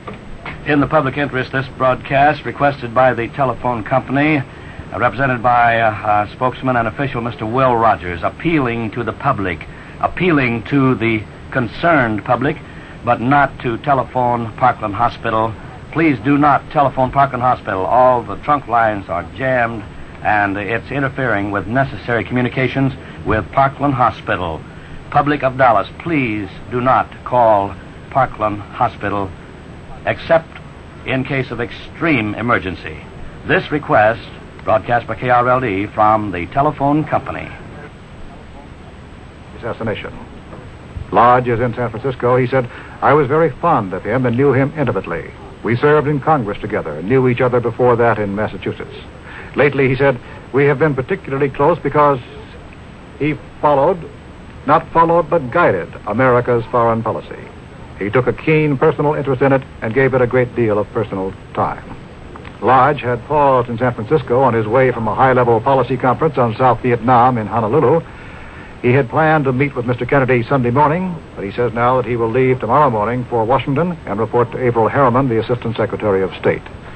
We should remind our listeners and our stations along the network that we will continue with the present programming on the CBS Radio Network, and all regularly scheduled programs and commercial announcements will be discontinued until further notice. Alan, we now have the name of that suspect who has been picked up by Dallas, Texas police in connection with the slaying of a Dallas policeman. This story says the Dallas Police Department has arrested a 24-year-old man identified as Lee H. Oswald in connection with the slaying of a Dallas policeman shortly after President Kennedy was assassinated. Oswald is also being interrogated to see if he had any connection with the slaying of the president. Oswald was pulled screaming and yelling, according to this story, from the Texas Theater in the Oak Cliff section of Dallas. This story does not say that Oswald is the man wanted in connection with the slaying of the president. It says that he is wanted in connection with the killing of a Dallas policeman. This policeman may be the Secret Service agent who was referred to earlier as being the man shot and killed at the same time that the president was assassinated. Some more human interest reaction has come in to the death of the president. A taxi driver in New York City, 60-year-old Joseph Kaufman, when he heard the news, put his hand to his head and moaned simply, those dirty bums. And then he told his passenger, as soon as I drop you off, I'm going home. I can't work anymore. Alabama's Governor George Wallace said that whoever fired the shots must be filled with universal malice toward all. It is hard to believe that anyone would shoot at the President of the United States. A further word from Dallas is that Vice President Johnson, now President Johnson, is returning immediately to Washington and will be in Washington by evening, where he is expected to be sworn into office. As my colleague Dallas Townsend has pointed out, that even before he is actually sworn in, he is the President of the United States. A tremendous traffic jam developed around Parkland Hospital in Dallas. White House officials stood by sorrowfully, looking stunned in corridors and a waiting room. For an agonizing minute after minute, there were conflicting rumors as to whether the president was still alive. And then came the official announcement that John Fitzgerald Kennedy, 35th President of the United States, was dead. Now, on something more on that arrest that's been made in Dallas, Texas, the man named Lee H. Oswald, that's the identification given him by the Dallas Police Department, brandished a pistol which officers took away from him after a scuffle. Police officer M.N. McDonald, who was cut across the face in the scuffle, quotes Oswald as saying after he was subdued, "Well, it's all over now." A large crowd gathered around the theater, the Texas Theater in the Oak Cliff section of Dallas, and witnessed the arrest. Police had to hold the crowds back because many apparently connected the arrested man with the assassination of the president. And as we said a moment ago, there is no such connection at the moment as far as is known publicly. The officer who was killed, J.D. Tippett, was killed by a man answering the description of Oswald in the neighborhood a short time before. Tippett had been slain with a pistol. The president was assassinated with a high-powered rifle with a telescopic sight, and it may well be that two men are involved here, especially since we had a report a few minutes ago that an arrest had been made in Fort Worth. And now, here's Frank Gleber. We've just received word from School Superintendent Dr. W.T. White. Principals of all schools in the Dallas area have been ordered to lower the flag to half-mast until further notice. The school superintendent also asked us to pass along the word that school will be out at the regular time today because of transportation problems and what have you. And probably most important of all here, that the football game, a big football game scheduled in the Dallas area tonight between Woodrow Wilson and South Oak Cliff has been called off. The football game between Woodrow Wilson and South Oak Cliff has been postponed until further notice because in relation to the events which occurred here in Dallas today. And now we return to CBS Radio. His widely publicized adventures as the skipper of PT-109 in the Pacific during World War II had left a lifetime mark on the president. He was inclined to minimize any physical danger from assassins' bullets. This reporter, who covered John Kennedy throughout the year of 1960, through 7 primaries, the convention, and the victorious campaign, vividly recalls one night in June of that year, high in the skies over the Great Plains, in the Kennedy family plane, the Caroline. The primaries were over. The senator from Massachusetts had swept the board. He was relaxed and confident as he looked forward to the Los Angeles convention and the campaign ahead. For the first time, he seriously believed he had an excellent chance of not only winning the Democratic nomination, but of moving on to the presidency. He knew that I had covered the White House during 6 years of General Eisenhower's administration, and he was curious on this summer night high in the skies over the heartlands of the nation as to just what the White House would be like. The conversation turned to the Secret Service. I explained that if he became president, he would no longer be able to move about freely as he had as a senator. It was apparent that Senator Kennedy wasn't buying this line of thought, even though the Secret Service has the authority to order the president to follow their instructions if they believed his life might be in potential danger. Mr. Kennedy shook his head in disbelief when told the Secret Service made arrangements for former President Truman's personal necessities when traveling, and thought the agents running alongside President Eisenhower's automobile and motorcades only served to block the public's vision of the chief executive. He observed on that night, I recall the substance if not the exact quote so well, that there wasn't any sure-proof way to protect the president from a dedicated, able assassin. In his 3 years in office, President Kennedy did change some traditional Secret Service responsibilities. For one thing, he liked to drive a car himself, frequently took the wheel from the hands of the SS driver. He also liked to change schedules on the spur of the moment, and on occasion was unprotected until agents realized he had left their midst. It is tragically ironic that when the assassin's bullet came, it came at a moment when the president was under full Secret Service protection. But as he had said in the Caroline 3 years ago, if a composed madman with high grades in marksmanship wants to kill the leader of the nation, there is little the Secret Service can do about it. This is Charles Von Fremd at the Justice Department. We've received word here at our CBS News headquarters in New York that officers at Andrews Air Force Base in Maryland say they understand that President Kennedy's body will be brought back to Washington this afternoon. Senator Ted Kennedy, the youngest of the Kennedy brothers, is said to be flying to Cape Cod to be with the Kennedy family. That is, with the late president's father and mother. There's more reaction now here in the New York area. Let's switch now to our CBS News correspondent Bernard Eisman, who is reporting from New York's St. Patrick's Cathedral. The bells tolled on Fifth Avenue, and the traffic noise became almost non-existent, something unusual for a day at this time in New York. And as the news of the president's death spread through the city, people of all faiths came to the Roman Catholic St. Patrick's Cathedral. They're streaming in now and coming out, tears in their eyes, their cheeks wet from crying. One woman told me, "I'm Jewish, but when I heard I had to go to a Catholic church to pray for President Kennedy." Other people going in and out remarked only on the tragedy. They all seemed to be stunned. Come, and as Fifth Avenue becomes clogged with traffic heading for the cathedral, the bells continue to toll, and they toll the grief that is being felt by most New Yorkers. This is Bernard Eisman at St. Patrick's Cathedral on Fifth Avenue in New York. We've had yet another report on the possible time of Lyndon Johnson's official swearing in as the new president. This one is that he is expected to be sworn in as president aboard an airliner before flying immediately back to the nation's capital. A moment ago, we had a report that he would be flying back to Washington to be sworn in there. It is all a matter of speculation at the moment, and really academic, because Lyndon Johnson became president of the United States, according to the terms of the Constitution, immediately upon the death of John Fitzgerald Kennedy, who died just under 2 hours ago in Dallas from the bullets of an assassin.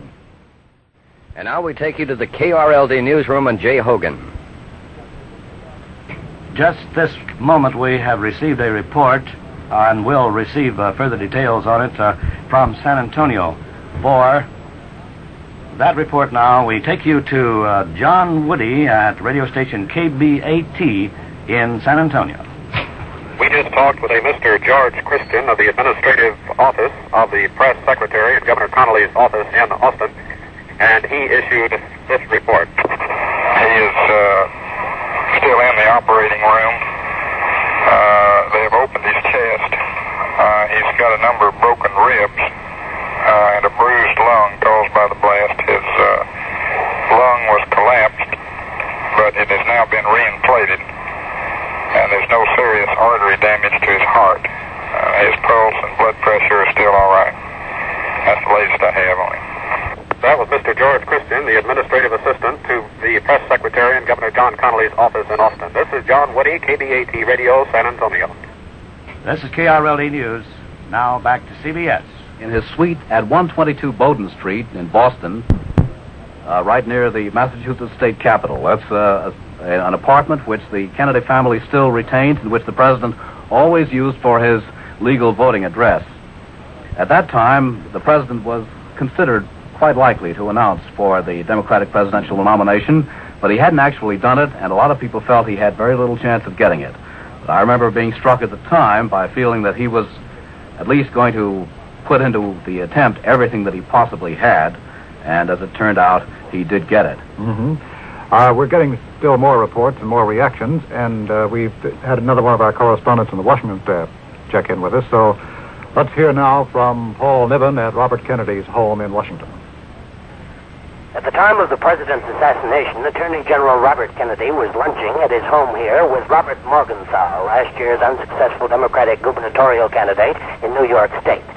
The Attorney General learned of his brother's assassination in a phone call from FBI Director J. Edgar Hoover. Within a few moments, a Roman Catholic priest appeared here at the house to give the family condolences. Another visitor was Central Intelligence Agency Director John McComb. He and Robert Kennedy walked for some minutes in the garden. Mrs. Ethel Kennedy, the Attorney General's wife, left the house briefly to gather some of her children from their private schools. When the party returned, the Attorney General welcomed them at the door and gathered one of his young daughters into his arms. This is Paul Niven at McLean, Virginia. And now for some special local announcements. Here is Bill Mercer. Thank you, Jay. First, we ask that you do not call Parkland Hospital. The telephone company and the police and Parkland Hospital has been deluged with calls. We urge you, I know you're interested in the condition of the governor of the state of Texas, John Connally, but the hospital cannot handle the calls, and if you will not call there, listen to your radio and TV stations. We'll bring you the latest reports on the condition of the governor. The potentate E.D. Malone has called off the annual appreciation dinner of the Hela Temple Shrine that was to have been held tonight at the Holiday Inn. The Woodrow Wilson South Oak Cliff football game, the high school game scheduled tonight at Cobb Stadium, has been postponed until 7:30 tomorrow night. That's the Woodrow Wilson South Oak Cliff game postponed until 7:30 tomorrow evening. This is KRLD News, and as we join CBS again, here is a report by a CBS man, Robert Pierpoint, coming from this point, Dallas, Texas.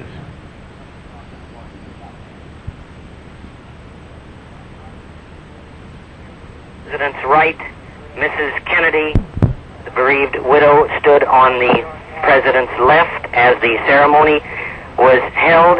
The oath was administered by a federal district judge from northern Texas, a woman, 67-year-old Sarah Hughes, who was appointed a federal judge by the late President Kennedy in 1961. As the judge administered the oath of office to the new president, she was crying, and Mrs. Kennedy, of course, had tears in her eyes. A number of those in the crowded forward cabin of the jet plane also were red-eyed with weeping over the death of President Kennedy. The ceremony concluded. President Johnson turned, embraced Mrs. Kennedy, and then said, "Let's get this plane off to Washington." I repeat, a new president of the United States has been sworn in here at Love Field outside Dallas. He is now on his way to Washington. This is Robert Pierpoint reporting. KRLD AM and FM Dallas. News headquarters in New York. My colleague Dallas Townsend has some background information and further sidelights on the life and the history and career of the new president of the United States. Dallas? Alan, on the day that Lyndon Baines Johnson was born, his grandfather is said to have looked at him and said, "He'll be a United States Senator someday." That prophecy was borne out. 29 years after it was made, the grandson was elected to Congress. In 1948, when he was 40 years old, he was elected to the Senate. He won his first seat in the Senate by the almost invisible margin of 87 votes. But that fact didn't dampen his sense of humor. He began a speech a short time later by saying, "Well, here I am, landslide Lyndon." Within 4 years after that, his Democratic colleagues chose him as the Senate Majority Leader, an honor which he retained throughout the rest of his career in the United States Senate.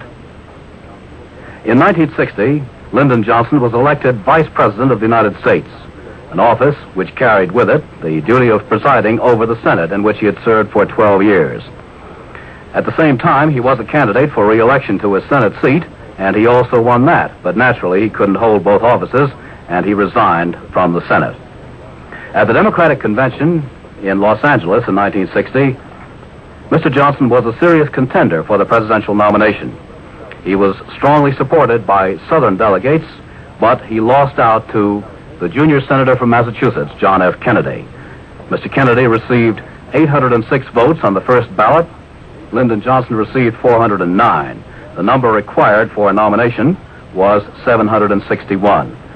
Some of us who were on the outskirts of Los Angeles that night remember standing outside the small apartment house where Senator Kennedy was incommunicado, waiting for the result of the vote.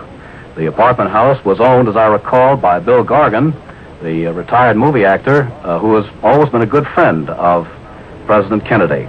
And when he came out, there was an enormous crush, a tremendous crush on the street of that rather quiet suburb of Los Angeles. Then Mr. Kennedy drove into Los Angeles to accept the nomination in person. Mr. Kennedy then chose Senator Johnson for second place on the ticket. He said that Lyndon Johnson has demonstrated on many occasions his brilliant qualifications for the leadership we require today. The ticket was intended to reinforce a noticeably weak spot on Kennedy's southern flank, notably Texas, and to provide a balance. Kennedy was a liberal Yankee. He came from Massachusetts, while Johnson was a southerner, somewhat more conservative, and came from Texas. But he has proved since then that he is not conservative in the sense that the word is usually known. He has been just as liberal in his thinking as the president. In any case, it proved to be a winning combination. Johnson's Texas, which had gone for General Eisenhower in 1952 and 1956, returned to the Democratic fold, but only narrowly by 43,000 votes. And it's doubly ironic that one of the reasons for Mr. Kennedy's trip to Texas, the fatal trip, was to shore up the Democratic Party strength in Texas and reinforce his chances for winning the state next year. Mr. Kennedy captured all but 3 states of the traditionally Protestant South, where his Catholic faith had been a live issue in the campaign. This is KRLD, AM and FM Dallas. Now to the KRLD newsroom and Jay Hogan. 2 eyewitnesses to the fatal shooting of President Kennedy today were perhaps closest to the scene of all. They are 2 Dallas women who picked out a special vantage point near the Triple Underpass. One took a close-up picture of the president almost at the moment he was struck by the fatal bullets. KRLD News talked with both in an interview a few minutes ago by telephone. Hello, Miss Hill. Yes. Did you say you were at the site of the assassination? Yes, sir, we were. My son took the picture as he was hit. Your son took the picture, and you were there, too? My son took the picture as he was hit. I see. You were both there at the scene? That's right. Who was your friend? Mary Mormon. Is she there now? Yes, she is. May I speak with her? Yes. After she took the picture, she fell on the ground. Uh-huh. And she didn't know he was shot. Yes. Just a moment. Mary? Yes. Hello, Miss Mormon. Yes. You took the picture just after the shooting or just before? Evidently, just immediately.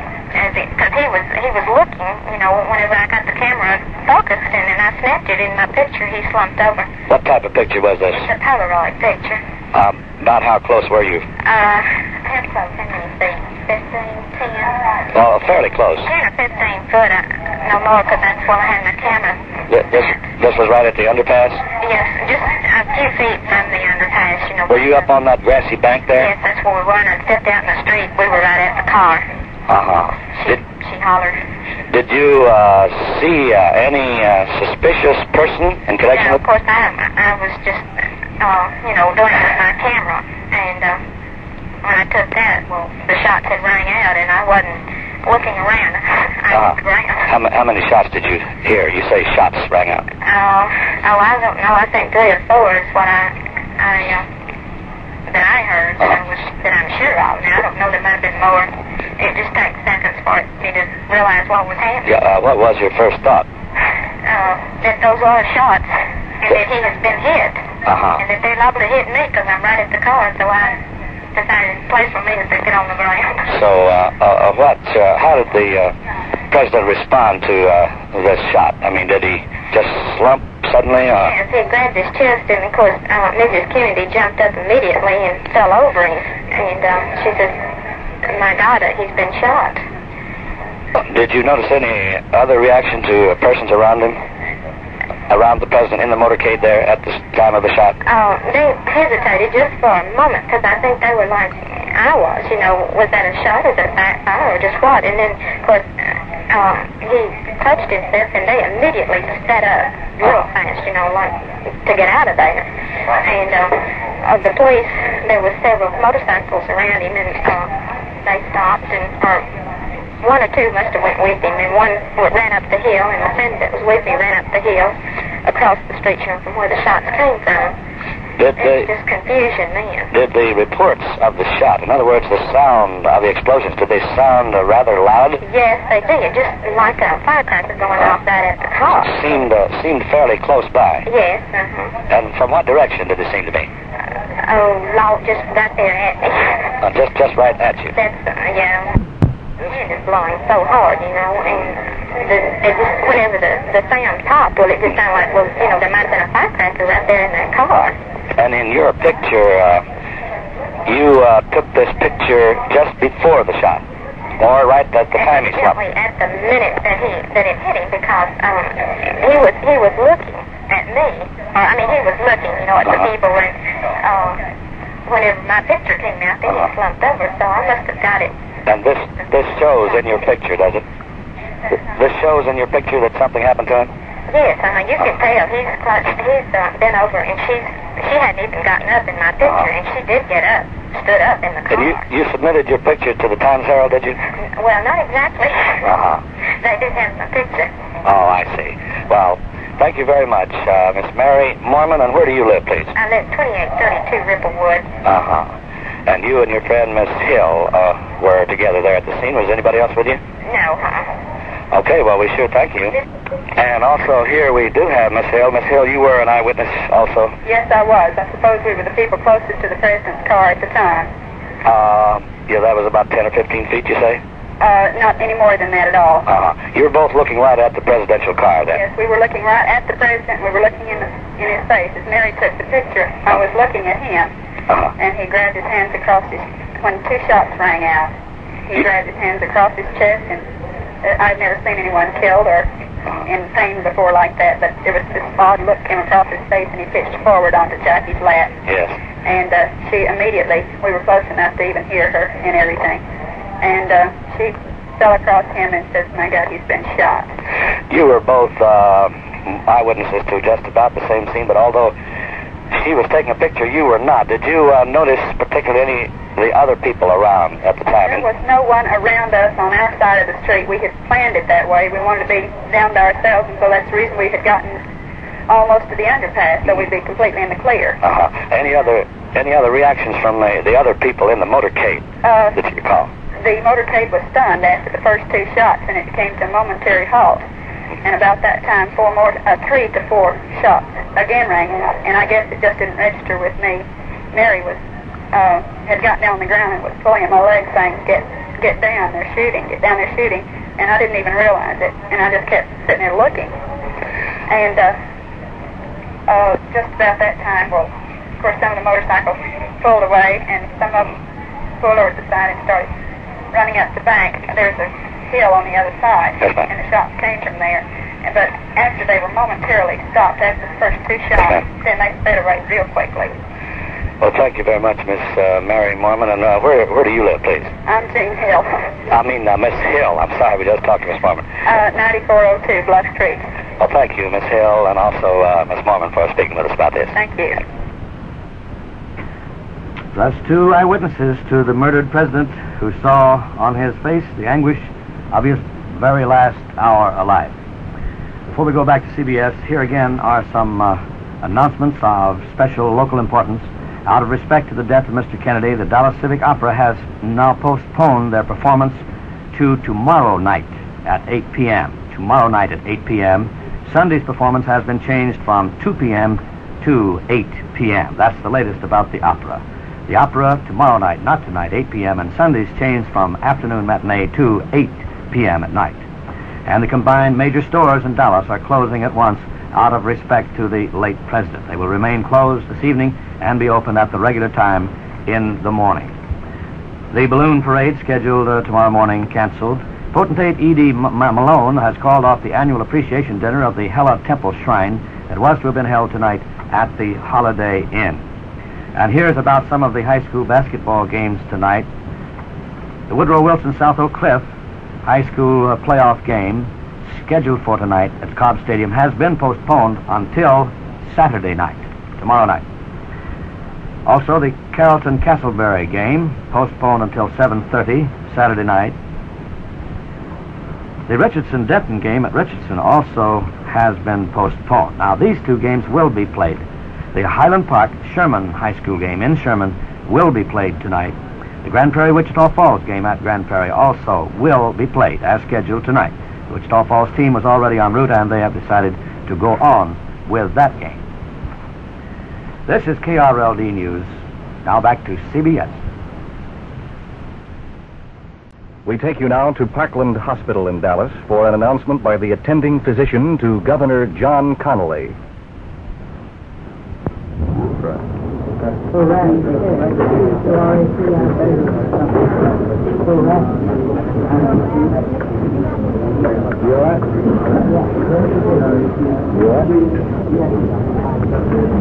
When you start off here is the doctor who has been attending Texas Governor John Connally. I'm Dr. Robert R. Shaw, Professor of Thoracic Surgery at Southwestern Medical School. Because of this position, I accepted the responsibility of taking care of Governor Connally for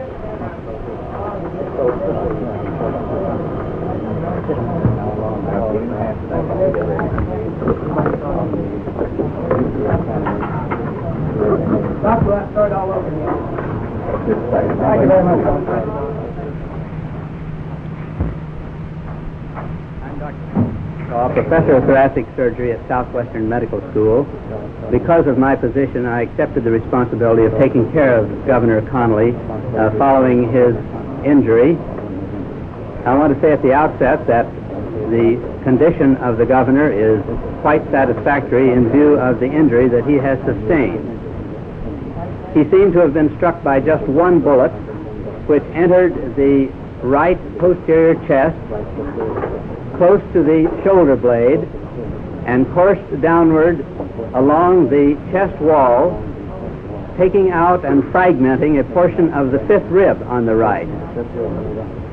The bullet then emerged from the chest, evidently struck his right wrist, fracturing the lower portion of the right radius, and then entered the left thigh where it was spent. The thigh wound is trivial. The fracture of the radius should heal without difficulty or without further disability. Our major problem was the sucking wound of the right chest wall, because in making the wound of the chest, the fragments of the fifth rib became what we refer to as secondary missiles, and these caused a considerable amount of tissue damage in the point where the missile emerged from the chest. When the wound had been enlarged in order to remove damaged tissue, the lung could be inspected. It was found that there was a tear in the middle lobe of the lung, which had to be repaired. There was also a small hole in the lower lobe, undoubtedly due to a small rib fragment. This was of no consequence. The major problem was a matter of completely controlling all bleeding points, removing all damaged muscle and tissue, and then securing a tight closure of the chest wall so that the right lung could be re-expanded. The governor's condition was good during all of this. He was perfectly lucid before anesthesia was started. And from what we know about his injury and his condition at the present time, we have no reason to believe that he won't completely recover without significant disability of any sort.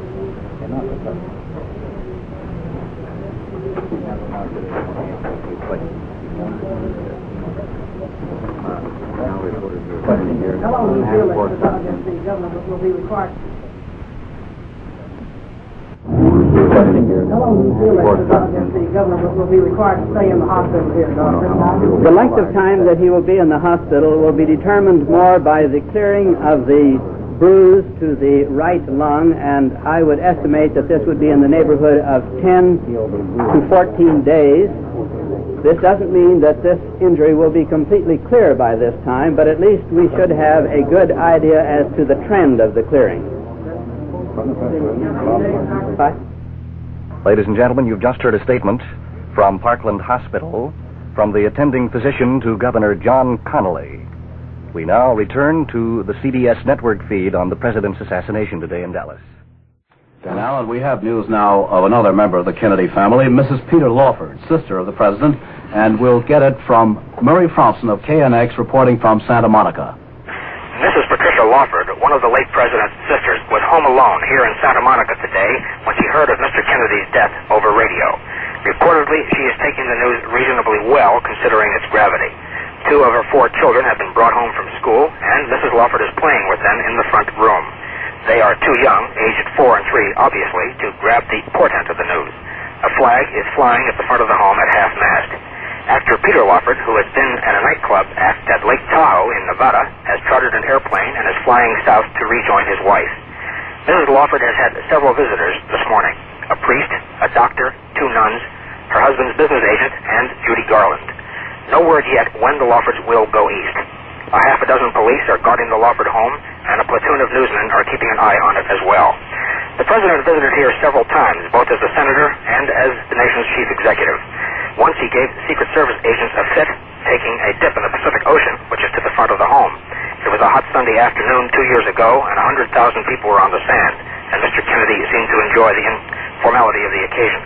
It was one of many indications he was to give over the years of the disdain he held the security precautions surrounding him. This is Murray Thompson at the Lawford home in Santa Monica. Back at the CBS News headquarters in New York, we now have the taped excerpt of the statement of shock expressed by New York's Governor Nelson Rockefeller. Let's hear that from our tape room. This was a shocking and terrible tragedy for the nation and the world. Mrs. Rockefeller and I join with all New Yorkers and every American in extending heartfelt sympathy to Mrs. Kennedy and the President's family. May God grant strength and guidance to Lyndon Johnson as he assumes his grave responsibilities under these tragic circumstances. The prayers of all of us will be with him. I have proclaimed for the state of New York a 30-day period of mourning, and I have directed that all state offices shall be closed on the day of the President's funeral. New York's Governor Nelson Rockefeller, as he expressed shock at the assassination of President Kennedy. President Lyndon Johnson will make his first statement as the nation's new chief executive at Andrews Air Force Base when the presidential jet arrives from Dallas in just about a half an hour from now.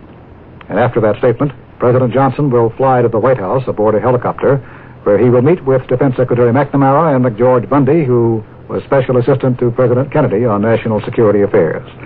Later this evening, the new president will confer with both Democratic and Republican leaders of the House and the Senate.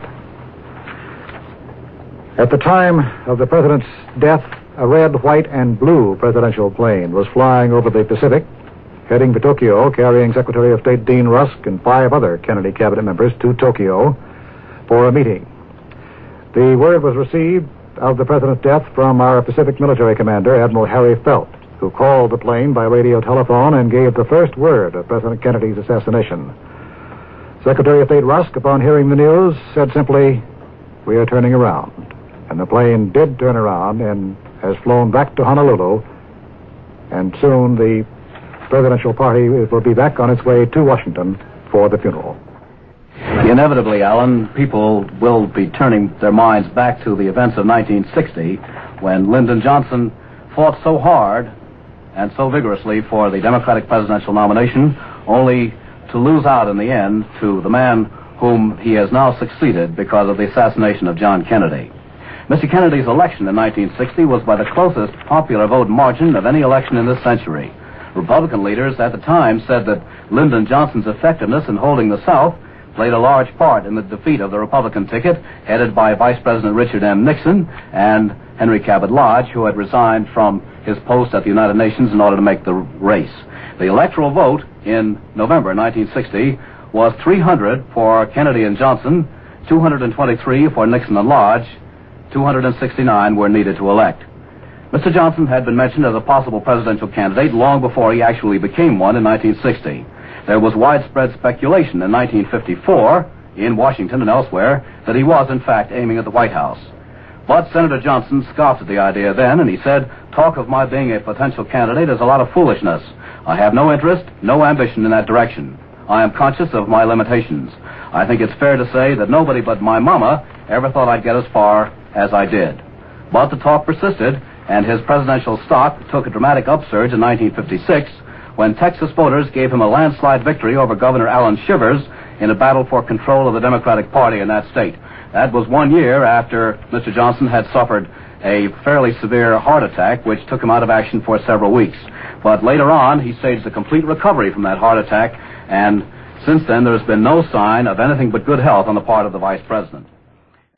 Dallas, I've been somewhat curious at the strange lack of any information on the suspect or suspects who have been picked up in connection with the assassination. We've been told that Fort Worth police are questioning one young man in connection with the assassination, and the Dallas police are holding another in connection with the shooting of a Dallas policeman near the same area this afternoon. But beyond that, very little has been announced as to what's happening. It's a very peculiar circumstance. We did hear a while ago that the building where the fatal shots were fired had been surrounded by police, but there's been no actual announcement that anyone was arrested in that building. That is right. There's also the amazingly accurate marksmanship of the assassin, who, if he did, as apparently he did, shoot from the 5th or 6th floor of this building, killed the president apparently with one bullet. He actually, the doctors say, apparently was hit twice, but it was the first bullet that made at least 2 wounds. And the doctors who treated him say that the president lost consciousness as soon as he was hit and never revived. And they said they'd never had any hope of saving his life. He was hit about 1:25 Eastern Time, and he died just 35 minutes later. This is amazing accuracy for an assassin. Especially at a moving target. Yes, indeed. And he fired 3 shots, so far as anybody has been able to tell, and he hit Governor Connally twice and President Kennedy once or twice. Well, obviously, he's a marksman and a sharpshooter, whoever he is.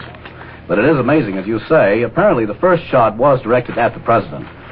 That seems to have been the gist of what eyewitnesses have said, that when the first shot was fired, the president was hit, and then the second, probably the third shots were fired at the governor. There was that strange series of wounds suffered by the governor from one of the bullets, as the doctors have reported, that the one bullet hit him in the chest, breaking at least 1 or more ribs, then tore a wound into his thigh, and finally ended up injuring his wrist, which was a highly volatile bullet to go that far before it finally stopped. Obviously, it was a well-planned assassination. It wasn't any spur-of-the-moment affair. When you think back to the assassination attempt on President-elect Roosevelt in 1933, this man was simply waiting in the crowd, hoping to get a chance at Franklin Roosevelt. And when the president came along with Mayor Cermak of Chicago, he simply opened fire on him, and it was apparently he wasn't in any position to wait carefully, as this man obviously did today in Dallas, Texas. We are going to switch again from our CBS News headquarters for a personal eyewitness account of what happened today in Dallas, Texas, and we'll hear from CBS News correspondent Robert Pierpoint. In retrospect, what seems to come back most strongly about this tragic day is the bitter irony of it. How everything was going so well for the President and Mrs. Kennedy until that awful moment. The President seemed to be doing fine, speaking easily to large, friendly crowds. He himself was in very good spirits, and even Mrs. Kennedy seemed to be thoroughly enjoying this unofficial politicking that they've been doing here in Texas. As we drove into Dallas about noon today, the crowds were friendly, enthusiastic, and much larger than we'd expected. The motorcade down Main Street was as good as any of the President's supporters could have hoped. Of course, it had been expected that there would be some signs of the deeply conservative opposition to the President that prevails in much of this town, and we did see a few anti-Kennedy signs, but not very many. At about 12:30, as the motorcade turned off Main Street around a small park, I heard a couple of explosions, maybe 3. I couldn't be sure at the time. The President's car at the head of the motorcade was just going under an overpass of some kind before entering a freeway. It seemed to pause briefly, then suddenly it speeded up and disappeared. Maybe the words of Mrs. John Connally, wife of the governor, are the best description here. She was sitting in the car with the President, the governor, and Mrs. Kennedy. Mrs. Connally says she had just turned to talk to the President about what a great reception the Kennedys were getting in Dallas. "You can't say Dallas isn't friendly to you today," Mrs. Connally told the President, and those were probably the last words he ever heard. The first shot hit him in the throat just by the Adam's apple. Mrs. Connally says her husband, the governor, who was sitting in a jump seat just in front of the President, turned back to look at him and was himself hit by at least one bullet. Mrs. Connolly says she never heard the president utter a sound, that Mrs. Kennedy immediately gathered him in her arms as Mrs. Connolly turned to help her own critically wounded husband. The Secret Service man in the front seat beside the driver immediately seized a phone and said, "Let's go straight to the nearest hospital." That was Parkland Memorial, only a few blocks away. As the president's car arrived at the emergency entrance to the hospital, the president himself was stretched across the back seat, his head cradled in Mrs. Kennedy's arms. He had blood across the front of his suit and was completely motionless as he was lifted onto a wheeled stretcher. And Mrs. Kennedy, her pink suit showing the blood of her husband, walked beside the wheeled cart into the hospital. Despite the desperate efforts of 8 or 10 doctors, there was little that could be done. President Kennedy died at 1 p.m., probably without ever having felt or even heard the single shot that ended his life. This is Robert Pierpoint in Dallas. Now we have another signal here. We're going to switch now to CBS News correspondent Charles Von Fremd at Andrews Air Force Base in Maryland. Here at Andrews Field, we believe Air Force One, the presidential plane, the big 4-engine Fanjet 707 that carries the President of the United States, has just arrived, bearing with it the body of former President Kennedy, also President Johnson, Mrs. Johnson, and the bereaved widow, Mrs. Kennedy. We say believe because the plane came in ahead of schedule. And just as it touched down, all the lights here at the landing ramp went off. But now the plane is taxiing up into sight. It certainly belongs to the fleet of Air Force planes that belong to the White House, and I do believe that this is Air Force One. It is pulling into position on the ramp. We've been told that President Johnson can be expected to make a few brief comments before he leaves the airport. And now we can see what we believe to be a coffin containing the body of President Kennedy being moved from Air Force One onto a special enclosed ramp, a mobile ramp, which was drawn up to the back door. Yes, we can make out the casket now. A very solemn group of officials huddled down at the bottom of that ramp. We can make out Dave Powers, the longtime friend of former President Kennedy, a friendship that goes back to the days when Mr. Kennedy was then aspiring to be a first-term member of the House of Representatives.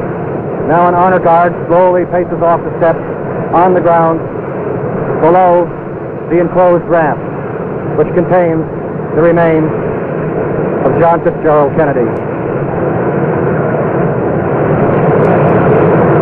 Off to one side, we see Secretary of Defense Robert McNamara hastily conferring with some aides with General Maxwell Taylor. Now the ramp is being slowly lowered to the ground, containing the casket.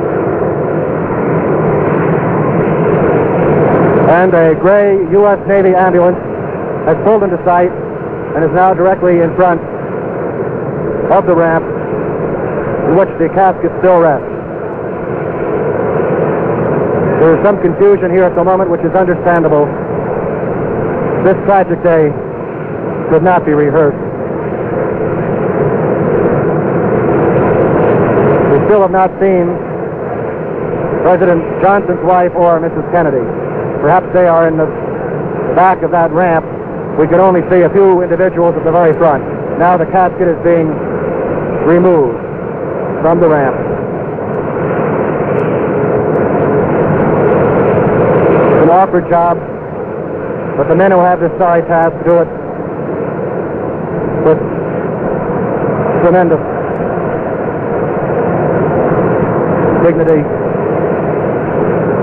One of the most moving moments that any reporter can expect to see. Standing in the ramp now is the Attorney General, Robert Kennedy.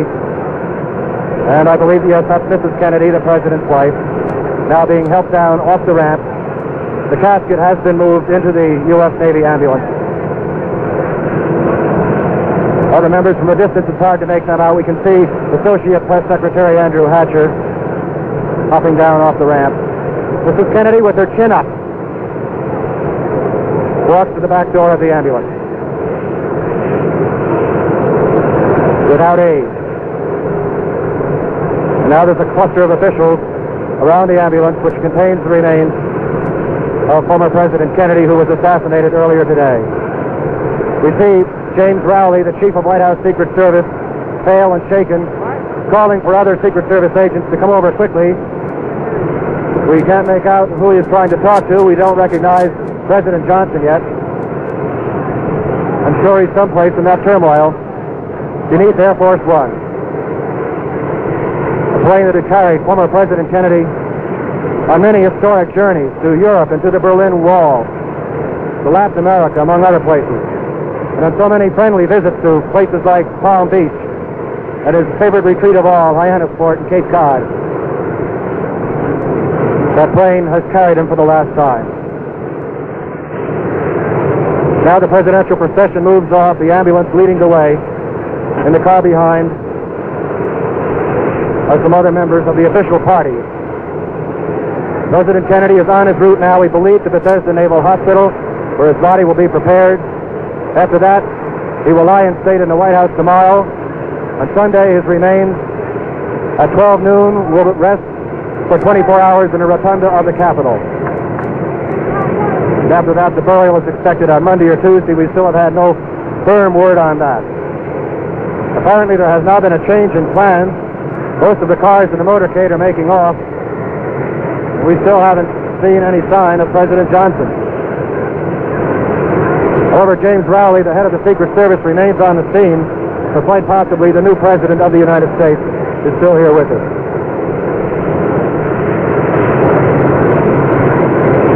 We see Defense Secretary McNamara and George Ball, Under Secretary of State, now moving off to the side.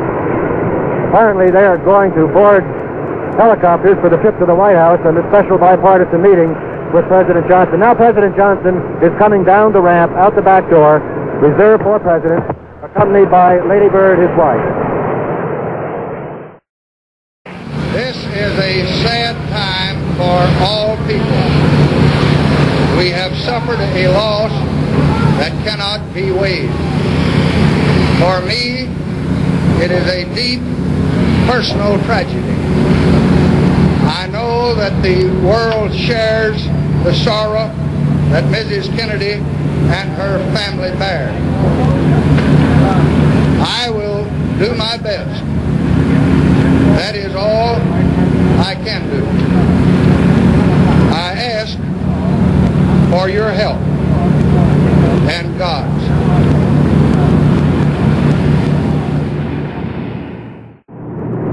Those words from the new President of the United States, Lyndon Baines Johnson.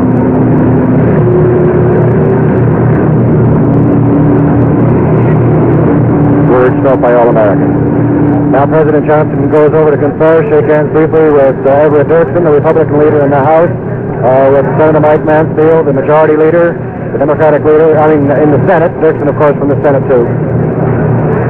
There's a huddle there as apparently the new President and his congressional leaders from both parties, his bipartisan group, confers to what happens next in this hectic, tragic day.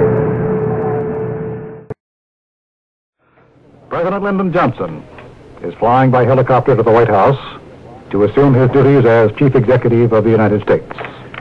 The late President John Fitzgerald Kennedy, his body is being transported to Bethesda Naval Hospital for preparation for tomorrow's lying in state, where the body will be placed in the East Room of the White House for viewing by high government officials, members of the family. The public will not be admitted to tomorrow's viewing. There will be a public viewing as the President's body is placed traditionally in the rotunda of the Senate building in the Capitol, where it will lie in state from noon Sunday until Monday. Funeral services will be held in Boston. President Johnson, now flying to the White House, became president immediately upon the death of Mr. Kennedy, according to the provisions of the Constitution. He took the oath of office aboard the plane just before it took off from Dallas, his left hand on a Bible, and he swore to faithfully execute the duties of president and defend the Constitution. The oath was administered by U.S. District Judge Sarah T. Hughes, who thus became the first woman to swear in a chief executive. She was named to her post by Mr. Kennedy in October of 1961. President Johnson, as you heard, on his arrival a short while ago, issued a short, feeling statement. He said, "This is a sad time for all people. We have suffered a loss that cannot be weighed. For me, it is a deep personal tragedy. I know the world shares the sorrow that Mrs. Kennedy and her family bear." And then President Kennedy said, "I will do my best. That is all I can do. I ask your help and God's." Late former President Harry Truman has commented on the tragedy this afternoon from his home in Independence, Missouri. He says he is shocked beyond words at the tragedy that has occurred to the country and to the President's family. The President's death, he said, is a great personal loss to the country and to him. Mr. Truman said, "He was an able president, one the people loved and trusted. Mrs. Truman and I send our deepest sympathy to Mrs. Kennedy and the family." Mr. Truman said he plans to attend the funeral and burial services for Mr. Kennedy in Boston, but he does not believe he will be able to view the body in state tomorrow at the White House in Washington. Alan, before President Johnson left the Senate, he made a comment which is worth quoting right now. What he said was this: "I am a free man, an American, a United States Senator, and a Democrat in that order. I am also a liberal, a conservative, a Texan, a taxpayer, a rancher, a businessman, a consumer, a parent, a voter, and not as young as I used to be or as old as I expect to be, and I am all those things in no fixed order." Those were the comments of Lyndon Johnson in another and happier time, in stark contrast with the simple, sad words which he uttered tonight at Andrews Air Force Base when he said, "This is a sad time for all people. We have suffered a loss that cannot be weighed." Associated Press White House correspondent Jack Bell was one of the eyewitnesses to this tragedy this afternoon. Bell was riding in the fourth car behind President Kennedy when the assassin struck. And Bell, in his dispatch for AP, said, "There was a loud bang as though a giant firecracker had exploded in the caverns between the tall buildings we were just leaving behind us." In quick succession, there were two other loud reports. The ominous sound of these dismissed from the minds of us riding in the reporter's pool car the fleeting idea that some Texan was adding a bit of noise to the cheering welcome Dallas had given John F. Kennedy. The reports sounded like rifle shots, and suddenly the man in front of me, said Bell, screamed, "My God, they're shooting at the President." Our driver braked the car sharply, and we swung the doors open to leap out. Suddenly, the procession, which had halted, shot forward again. In the flash of that instant, a little tableau was enacted in front of a colonnade, toward which the velvety green grass swelled upward to a small park near the top of an underpass for which we had been headed. A man was pushing a woman dressed in a bright orange to the ground, and he seemed to be plunging protectively over her. A photographer, scrambling on all fours toward the crest of the rise, held a lens camera trained in their direction. And Correspondent Bell says, "As my eye swept the buildings to the right where the shots might have come, I saw no significant sign of activity. 4 cars ahead in the President's limousine, a man in the front seat rose for a moment, seemed to have a telephone in hand as he waved to a police cruiser ahead to go on. The presidential car leaped ahead, and those following it attained breakneck speed as the caravan roared through the underpass and on to a broad freeway, police sirens whining shrilly. These sirens had been silenced by presidential order throughout the Kennedy, Texas trip. Up to the highway thundered the caravan, careening through around a turn and screeching to a stop at the emergency entrance. As we piled out of our car, Bell said he saw Mrs. Kennedy, weeping, trying to hold her husband's head up. Mrs. John Connolly, the wife of the governor, was helping to hold up the head of her husband. That is part of the initial dispatch written by AP White House correspondent Jack Bell as he witnessed the tragedy from the 4th car in the cavalcade this afternoon. Alan, one of the things that strike you when you consider the horrible events of the day is that it's possible that the president had the top of the bubble top car down in order to be better seen by the people. There was evidence the last time the president was in New York that he had ordered a relaxation of security restrictions. If you remember, when he came in from LaGuardia, he ordered that the Secret Service not the New York Police Department, in fact, put on no special escort. And the president came in just as any other man might come in by automobile during the rush hour, stopped at traffic lights. The Secret Service were immensely alarmed because at one point, when he was stopped by a traffic light, a man came out of the street and took a picture of him at close range.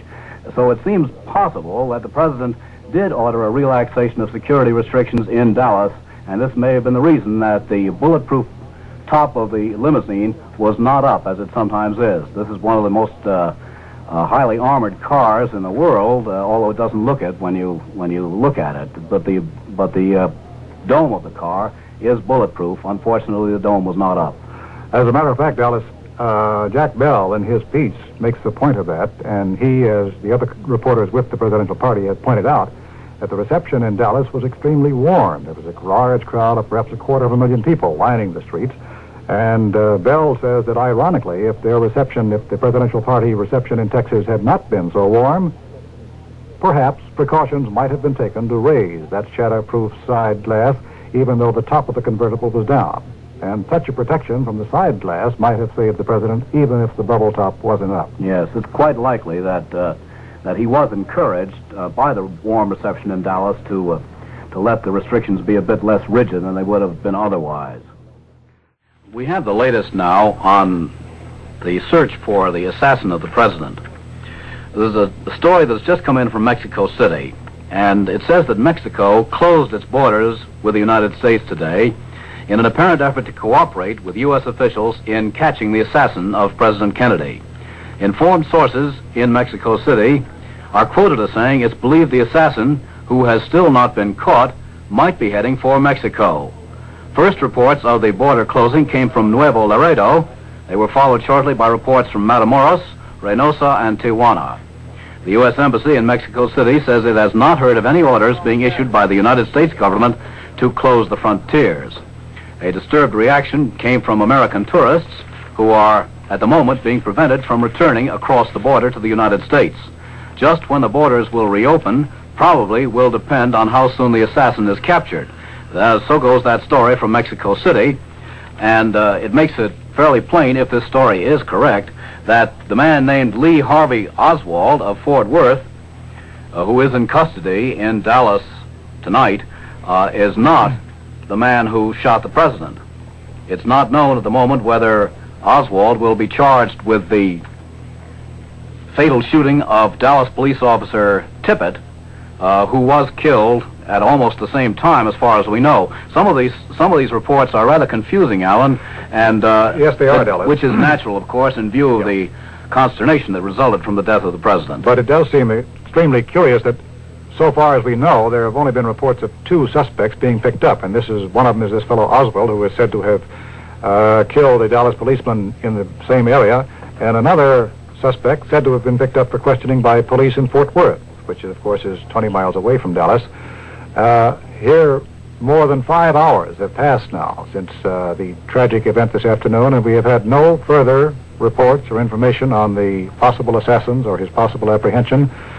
It begins to assume something of the incredible, that a president of the United States in this part of the 20th century can be assassinated, and so far, as we know, the assassin has not been apprehended. Although the police did surround that building where the shots came from, they must have surrounded it within a very few minutes. Yes, yes.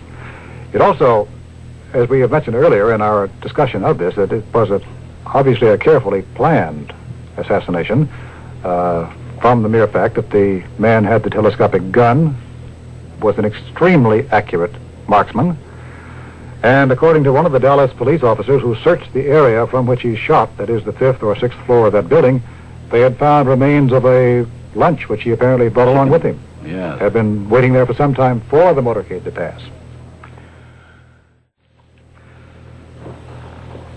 Here in New York, there is more reaction from the people on the street. Let's hear the story from news correspondent Bernard Eisman at Times Square. The Great White Way dimmed its lights in honor of President Kennedy today. As evening approached, the giant advertising spectaculars at Light and Broadway flickered out. The movie houses closed their box offices and turned the bulbs out on their giant marquees, advertising classic and lurid pictures, but all in a welter of color that normally make this the brightest street in the world. The legitimate theaters and the side streets off Broadway, they too closed their box offices and doused the lights on their marquees. For the crowds along Broadway, usually jam-packed, elbow to elbow and knee to knee on Friday and Saturday nights, this was a night of being stunned. There are very few people along the street, and those there are carry newspapers, talk silently one to the other, or stop and listen to radios or watch television sets in those few stores that are still open. At the hot dog stands, they too have dimmed their lights, the little radios go, and people cluster about drinking a soft drink and listening to the details of this day of tragedy. Traffic along the street is very light. Few cars are seen moving. The rush and honking of cabs is gone. In fact, in more than an hour on the street, a strange silence prevailed. Not the honk of a horn was heard, not the curse of a cab driver, not the squeal of a tire. Just quiet. And that's Broadway tonight. This is Bernard Eisman in Times Square. Alan, we're still waiting for further word on the man named Lee Harvey Oswald. Oswald is still being questioned by police in Dallas, Texas. Oswald is identified as having come from Fort Worth. He was arrested in connection with the slaying of the Dallas policeman shortly after the president was assassinated. Oswald was pulled from the Texas Theater in the Oak Cliff section of Dallas. We don't know exactly why he was arrested, except that apparently he worked in the same building in which the fatal shots were fired. Now, what other connection there is, we don't know. We're still waiting for further word from the scene. But apparently, Oswald is still being questioned, and after 2 hours of questioning, he denied any connection with the shootings.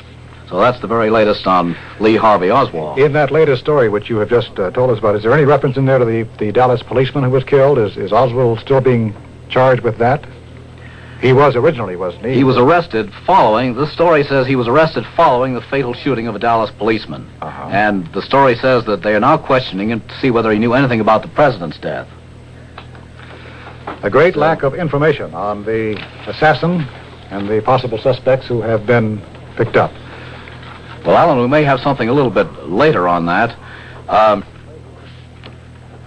little bit more on the details of the events at the time of the shooting. At the scene of the ambush, Secret Service agents and police searched every building, and they soon came across the rifle in the school book depository building. That's the name of the five-story building where the assassin waited for the president. At about the same time, police got a telephone call from Mrs. Julie Postal, cashier at the Texas Theater in the Oak Cliff section of Dallas. She said she had spotted a man who, quote, looked like he was running from someone. He kept changing seats in the theater. Dallas policeman J.D. Tippett and M.N. McDonald rushed to the theater and ran into a rear exit. According to police headquarters, Tippett fired a shot. McDonald rushed the suspect, who turned out to be Oswald, and subdued him after a fight. Tippett was shot dead.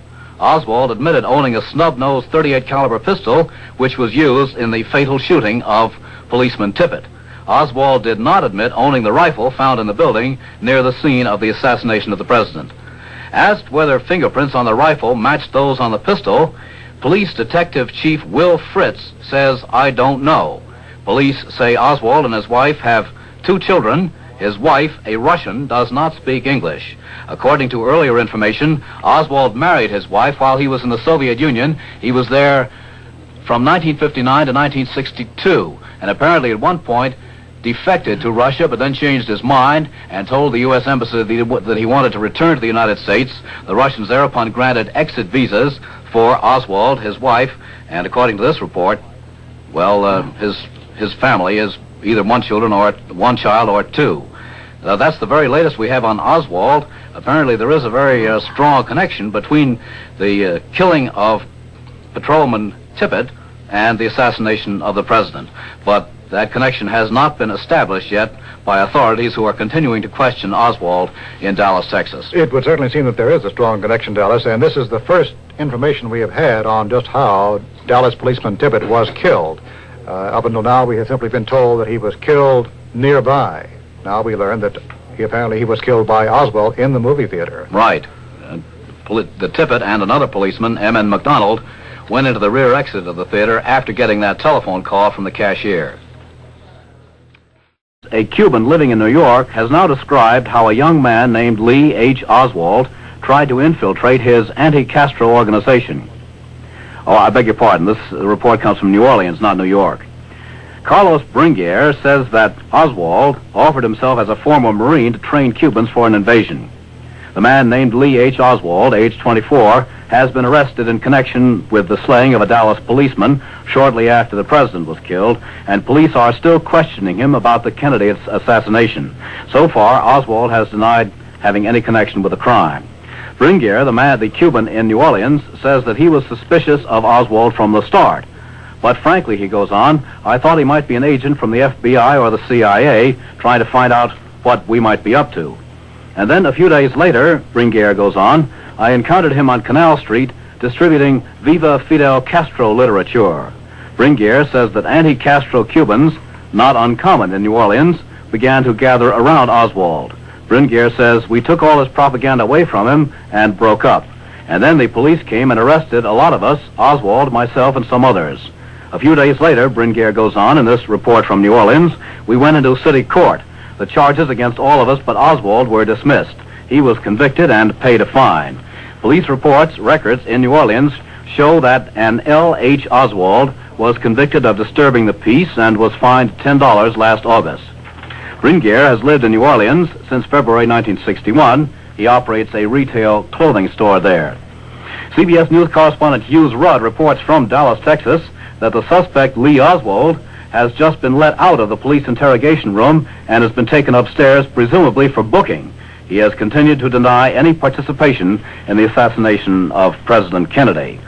It's not known at the moment whether he has been charged with the killing of Dallas policeman J.D. Tippit. The report that we had a few moments ago, which we read to you, would seem to indicate that Oswald must be intimately, closely connected with the killing of Tippit, because the cashier at the Texas Theater in the Oak Cliff section of Dallas says that she had spotted a man who looked like he was running from someone. He kept changing seats in the theater. This was just minutes after the president was assassinated. At that point, Dallas policeman J.D. Tippit and M.N. McDonald rushed to the theater and ran into a rear exit, and according to police headquarters, Tippit fired a shot, while McDonald rushed the suspect, who turned out to be Oswald, and subdued him after a fight. Tippit was shot dead. Oswald admitted owning a .38 caliber pistol, which was used, apparently, according to authorities, in the killing of Tippit. But Oswald has not admitted owning the rifle that was found in the building near the scene of the assassination. That's all we have at the moment on Oswald, but Hughes Rudd, as we said a moment ago, now tells us that Oswald has been taken out of the police interrogation room and has been taken upstairs, presumably for booking. Booking for what? Booking for what crime, we don't yet know. So far, he is still denying any participation in the assassination of President Kennedy. Perhaps, Dallas, as the time goes along here, we will get more information on Oswald's connection with the assassination. Certainly all of the circumstantial evidence appears to point in his direction. And from what we have learned from the biographical material from the wires and from Stu in Moscow and from this Cuban official in New Orleans, this apparently was quite a fanatical and incredible individual. But of course, Alan, none of this jives with the report that we had from Mexico City about 40 minutes ago, to the effect that informed sources in Mexico City said it was believed that the assassin, still not caught, might be heading for Mexico. Perhaps they're talking about some other assassin or would-be assassin. Yes, I recall that even before that came in, the brief announcement came in that the border between Mexico and the United States had been closed. Maybe this was just a precautionary effort just to cover all possible exits in case. Alan, here's the latest on Oswald. The United Press International, in a report from Dallas, says Lee Harvey Oswald, a pro-Castro Marxist who once defected to Russia, today was jailed as the prime suspect in the assassination of President Kennedy. Oswald, a 24-year-old former U.S. Marine, was accused of shooting to death a policeman who tried to grab him in a theater just about the moment that President Kennedy was dying in Parkland Memorial Hospital. Another officer, McDonald subdued Oswald, who lived in a Dallas rooming house with his Russian wife. It was the tip from the theater cashier that led police to him. The cashier, Mrs. Julie Postal, who works at the Texas Theater in the Oak Cliff section of Dallas, says she spotted a man who looked like he was running from someone. He kept changing seats in the theater. She had already heard of the shooting of President Kennedy and Governor Connally, and she called police. Oswald has admitted owning the .38 caliber pistol, which was used to kill Patrolman J.D. Tippit. Tippit was shot twice. Oswald has not admitted owning a rifle found in a building near the scene of the assassination of the president. Dallas, we have a further note on that question about the Mexican border. Our news bureau in Los Angeles reports that the Mexican border, which had been closed, presumably to keep any fugitive from crossing into Mexico, has now been reopened on a restricted basis. Bona fide Mexicans in the United States are being allowed back into Mexico, and American citizens who were in Mexico are being allowed to cross the border to come back into the United States. Alan, it may be too materialistic and crass to say it, but the New York Stock Exchange did register a $10.6 billion paper loss today. The exchange was stunned and thrown into chaos by the assassination of the president, and trading was closed shortly after 2 p.m. Eastern Standard Time. Before that moment, the trading was running at one of the heaviest paces in history. A great flood of orders hit the exchange with the news that the president had been shot. The exchange was closed before he died. When the first news hit the exchange at 1:39 p.m. Eastern Standard Time, the crowded floor of the exchange burst into consternation. Traders, brokers, bankers, runners, all were stunned and shocked. By 2:35, when the flash announced that the president was dead, the Board of Governors had closed the trading. Prices and market indicators all fell sharply. The Dow Jones indicator for industrial averages finished the day at 711.49. That was off more than 21 points, the sharpest drop since the panic selling of May 28, 1962. So the stock market took the president's death every bit as hard as the rest of the country. We recall, too, Dallas, that the stock market took a similar dive when it was first announced that President Eisenhower had suffered a heart attack back in the 50s. And I believe the sell-off that day was even greater than it is now. And perhaps we'll have a further indication from this economic barometer of the feeling of the nation when business opens on Monday. We have one more reaction, one more expression of sympathy to the tragedy which has occurred, this time from James Farmer, the director of the Congress of Racial Equality. Well, I think the president's family, the entire nation, and the whole world have suffered a grievous loss. We share Mrs. Kennedy's grief, and we believe that the death of the president is a direct result of his efforts in behalf of a better and more decent America for all its citizens. We rededicate our efforts to see to it that this dream of his becomes a living reality. Here now is a message for our listeners and our affiliated stations across the country. The CBS Radio Network will supply continuous programming throughout this evening and until 12 midnight Eastern Standard Time. That is 11 o'clock Central, 10 o'clock Mountain, and 9 o'clock Pacific Standard Time. This programming will consist entirely of news broadcasts and appropriate music. We will provide similar network programming tomorrow and Sunday. At the close of tonight's programming, we will notify our affiliated stations in greater detail of our plans for the weekend. We will now have a 5-second pause for stations to identify themselves. This is the CBS Radio Network.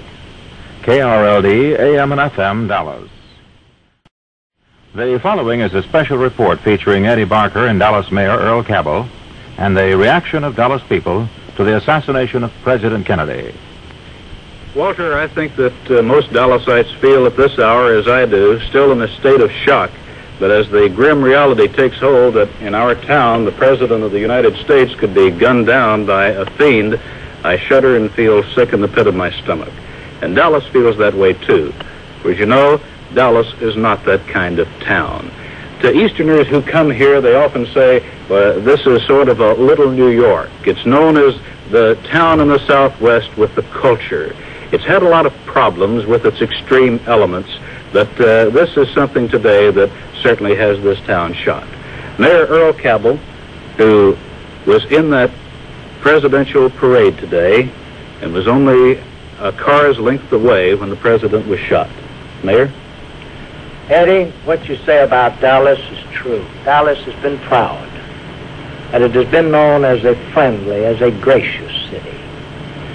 And that is what has added so much to the shock of what happened today. Along 12 or 14 miles of the route of the caravan, the parade, it was so obvious, the friendliness, the warmth, that was just coming from all of those people. Never in all of my life, and I've lived in Dallas all of my life, I've ridden in dozens of parades, but never have I seen such multitudes, such thousands on the street. And never have I seen such enthusiasm, such warmth that expressed themselves, and that was so spontaneous as the cars passed. And then almost at the end of that route, for those shots to ring out, and with the realization as to what was going on, even before we realized what had actually happened. Eddie, the shock of it is just unbelievable. And it hadn't been 2 minutes prior to that we had been talking to Congressman Roberts of McKinney of this tremendous ovation that had greeted the president. And then, of course, the rest is history. Mayor, we've had some bad light shed on this city of ours in the past few weeks. What with the incident here not too long ago when Adlai Stevenson was hit with a sign and spat upon, and now the president of the country is assassinated here. What is Dallas going to do? Well, I cannot ascribe that to being the feeling of the true Dallas citizen or the preponderance of Dallas citizens. Those people represent only a handful of the radical right, and I don't ascribe criminal tendencies to them. Possibly they might have incited a lower grade of brain to have committed an act like this. But I can't point my finger. This is no time to point fingers. This is a time of prayer and sober reflection. We all have to search our souls with reference to what we might have said or done to have brought about a calamity of this sort. Mayor, I would think that the feeling is that in the broad moral sense at least, that all of us share in what has happened here today, but this city, as you say, is not a city where things like this are done. The minority, it's a loud one, and today, this tragic thing that happens really once in a lifetime. This is a guilt that doesn't belong to a few. This is a guilt of the nation. We're all responsible for this. For the reaction of some Dallasites, here is CBS newsman Nelson Benton. This is the corner of Elm and Ackert Street in Dallas, Texas, late afternoon. And these are average citizens of Dallas, Texas. Could we ask your reaction to the president's death today? Well, we were just horrified when we heard that.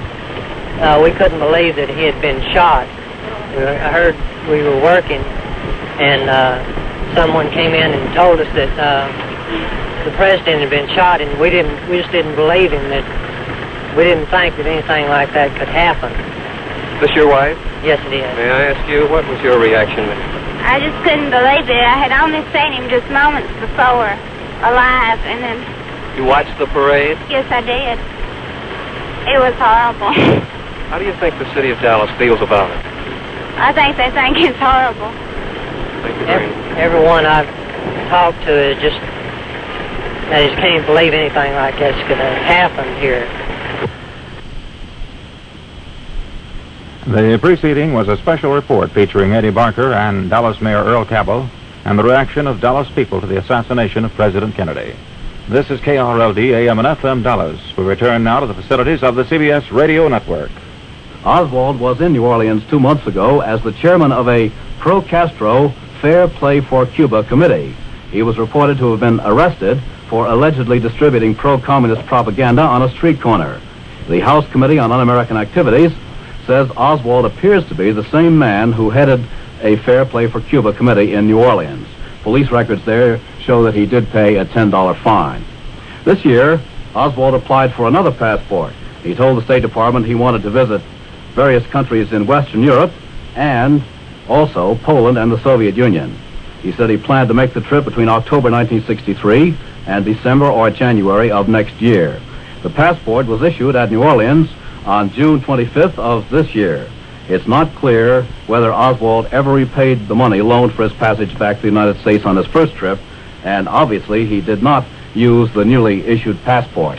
That's the story on Oswald as it begins to build up, as more details come in from Dallas, from New Orleans, and from Washington, as this man, this with a peculiar background, is still being questioned in Dallas, Texas, in connection with the fatal shooting of policeman J.D. Tippit, and perhaps also with the assassination of President Kennedy. So we don't know whether it was the act of a madman or the act of a left-wing political fanatic, or if it was, as Radio Moscow keeps insisting, the action of a right-wing fanatic. Radio Moscow has, of course, harped on the opposition to President Kennedy's foreign policy that has come to the surface in Dallas, or perhaps as much, if not more, than in many cities in the United States. It was only a couple of weeks ago, a month ago, on October 24th, that Adlai Stevenson, visiting Dallas on United Nations Day to make a speech on the United States and UN policy in that city, was spat upon and hit on the head by a woman carrying a sign objecting to America's UN policy and to him personally. Dick, I was interested to note in the last report we had from Stuart Nowens in Moscow, the speed with which the Russians, in their accounts of President Kennedy's death, did pin it on right-wing extremists. Well, I must say that the spontaneous reaction even of non-communists, of non-Russians at the United Nations this afternoon, when the word first circulated in the corridors, was that, based, of course, on Mr. Stevenson's experience in Dallas and on what one has heard from Dallas and the whole stamping grounds of right-wing elements like General Edwin Walker and others, the conclusion that was leaped to at the UN was that right-wing extremists might very well be responsible. But I think we should point out, and we should emphasize, Dick, that at the moment there is absolutely no evidence at all to justify that assumption. And when Mr. Stevenson came back from Dallas after his unfortunate experience there a month ago, he made it perfectly plain that he thought that the demonstration against him and against the United States, United Nations policy was not the expression of the popular will or the consensus of the public, but that it was merely the outburst of a few disgruntled individuals. And in fact, it was, I think, significant that the president, in his visit to Texas yesterday and today, and even his approach in Dallas, met only the most cordial kind of welcome. There were, of course, inevitably a few critics visible in the crowd, a few pickets carrying signs against Kennedy along the usual lines, but there was no indication at all that the perfectly respectable and perfectly permissible political opposition to the president and his policies would be translated in any way into this kind of senseless and murderous and violence. No, as a matter of fact, the reception there was notably enthusiastic.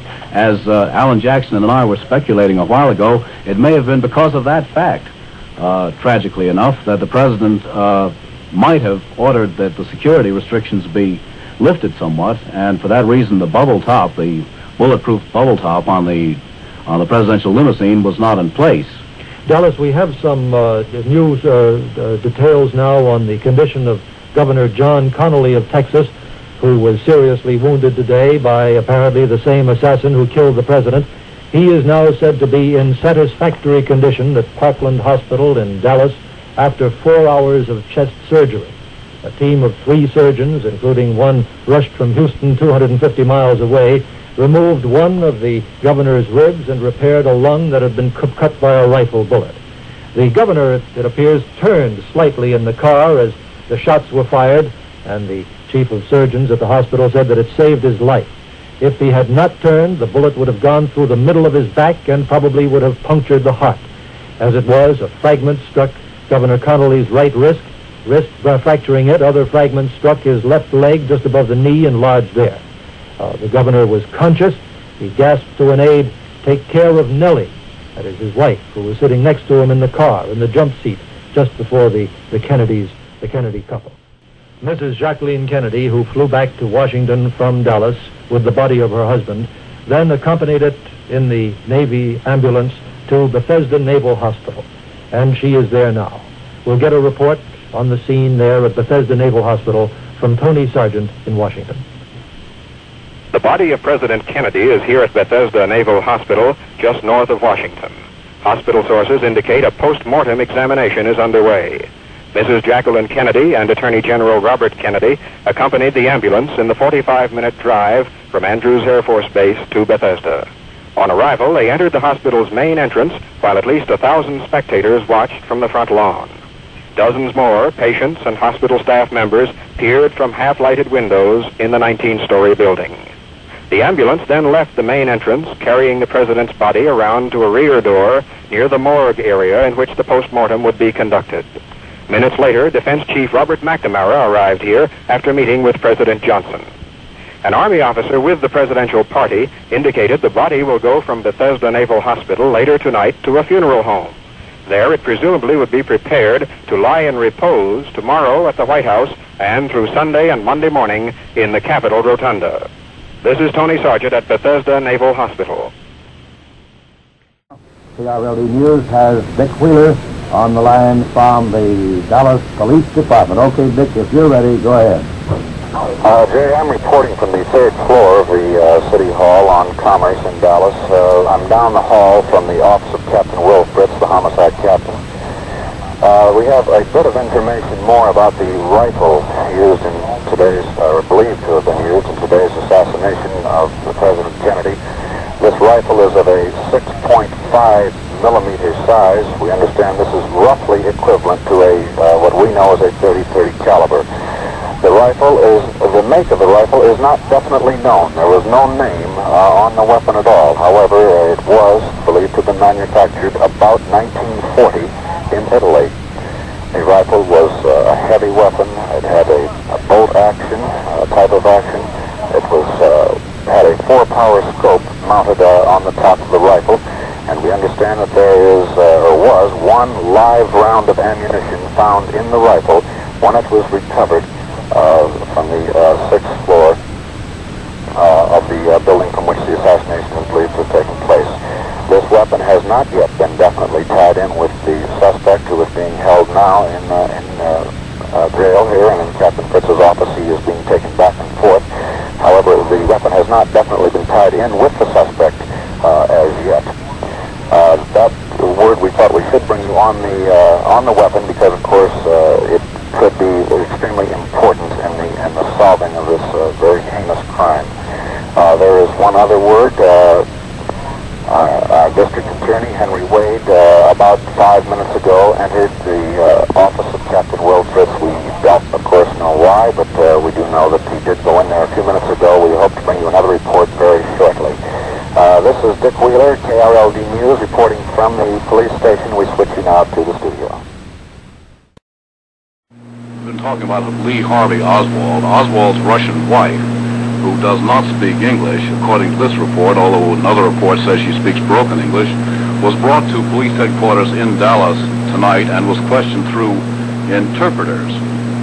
Oswald's wife lives in suburban Irving, Texas. Last October, he rented a box-like room for $8 a week from Mr. and Mrs. A.C. Johnson in Dallas.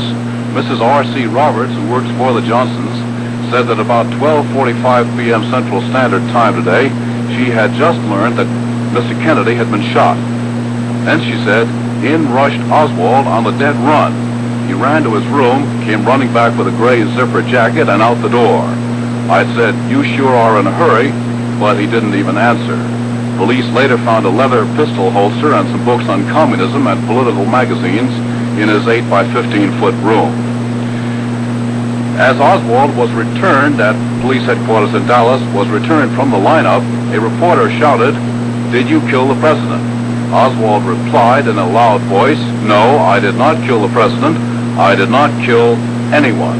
However, Detective Homicide Lieutenant Captain Will Fritz says that he has been charged with the murder of policeman J.D. Tippett, who tried to arrest him in the Texas Theater in Dallas. The theater where Oswald was arrested is about 4 miles from the Triple Underpass where Mr. Kennedy was shot. Police Captain Will Fritz says that Oswald has been identified from a police lineup as the man who shot Patrolman Tippett. He says an eyewitness, presumably one in the theater, made the identification. But Oswald still denies that he killed anybody, either Tippett or the president. KRLD AM and FM, Dallas. From KRLD News, we interrupt the CBS continuing coverage for just a few moments while we have this special report from Parkland Hospital on the condition of Governor John Connally, who, too, was shot today. So we take you now to Lew Wood at Parkland Hospital. Dr. Robert Shaw, the surgeon attending Governor John Connally, said tonight that the governor is feeling good, he is okay, is lucid, and knows what happened. However, Dr. Shaw said, the information that President Kennedy has died has been withheld from the governor at least until tomorrow as a safety precaution. Governor Connally was riding in the same automobile as the president when the assassin fired 3 shots into the car, wounding the governor and killing the president. Governor Connally has gone to sleep for the night. His wife, Mrs. Connally, has retired also in the room adjoining the governor's. This is Lew Wood reporting from Parkland Memorial Hospital. Now back to KRLD News. This is KRLD News, and repeating some special announcements, all functions of the Eastern Star have been canceled for the entire weekend, and out of respect to the death of Mr. Kennedy, the Dallas Civic Opera has postponed their performance to tomorrow night at 8 p.m. And Sunday's performance had been changed from 2 p.m. to 8 p.m. 3 football games scheduled in the Southwest Conference will be played tomorrow, but homecoming activities and other observances will be sharply curtailed in deference to the death of President Kennedy. Baylor and Southern Methodist will clash at Waco. This was to be carried, but has been canceled in the broadcast on KRLD. Rice and Texas Christian, meeting at Fort Worth, Arkansas, takes on Texas Tech at Fayetteville. There will be no special festivities celebrated, and there will be no broadcast tomorrow football games on KRLD. St. Michael's and All Angels Episcopal Church will have Requiem Mass at 11 a.m. tomorrow, Saturday, November the 23rd, for the deceased president. The church located at Douglas and Colgate. Now here is the weather forecast for Dallas-Fort Worth and vicinity. Fair and colder tonight and Saturday, with a low tonight in the upper 30s, high Saturday in the lower 60s, northwesterly winds 15 to 25 miles per hour tonight, and becoming northerly 10 to 15 miles per hour on Saturday. Unofficial downtown temperature, while we await a new forecast, incidentally, at 9 o'clock, which will be presented as we have the opportunity. Unofficial temperature, Dallas now, 40 degrees. This is KRLD News. We return now to the CBS Radio Network and Paul Nevin and Dallas Townsend. That he was in the building from which it's believed the president was shot. He says, I was there because I work in that building. And he claims, and this is a quote, they're holding me because I was in the Soviet Union. This is Nelson Benton at police headquarters in Dallas, Texas. Here in New York, we have new information about the apprehension of Oswald in Dallas. At about the same time that the rifle used to kill President Kennedy was found in a Dallas office building, Patrolman J.D. Tippett stopped a man on the street about 4 miles from the scene of the assassination. Now, this report differs rather markedly from some of the reports we've given you earlier. The man on the street, later identified as Oswald, according to United Press International, drew a gun and shot Tippett. Then he fled as neighbors notified police. A few minutes later, the cashier of the Texas Theater, 5 blocks from where Patrolman Tippett had been killed, telephoned Dallas Police Headquarters that a man had run into the theater. His description matched that of Tippett's killer. 4 policemen were dispatched to the theater. The movie was in progress, but only a dozen or so people were there. An usher led Patrolman M.N. McDonald to where Oswald was sitting. The man jumped up, according to this account, and said, "This is it." He pulled out a snub-nosed revolver and tried to shoot McDonald, but the gun misfired. The 4 officers jumped on him. He fought wildly until they handcuffed him and dragged him to a car. That man is Lee Oswald. And as we said earlier, he has been charged with the murder of Patrolman J.D. Tippett, but he continues to deny it. And so far, there has been nothing official to connect him with the assassination of President Kennedy. This is KRLD AM and FM in Dallas.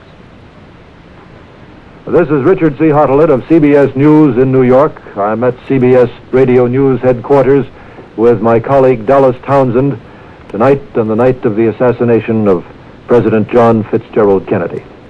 President Kennedy died on a trip. He left Washington and flew to Texas yesterday for a trip that combined national and political purposes.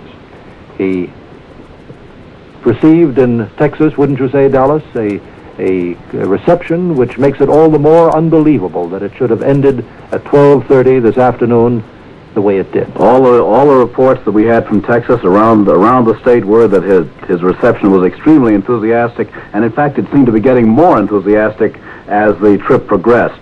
There was a certain amount of coolness when the president arrived at San Antonio yesterday.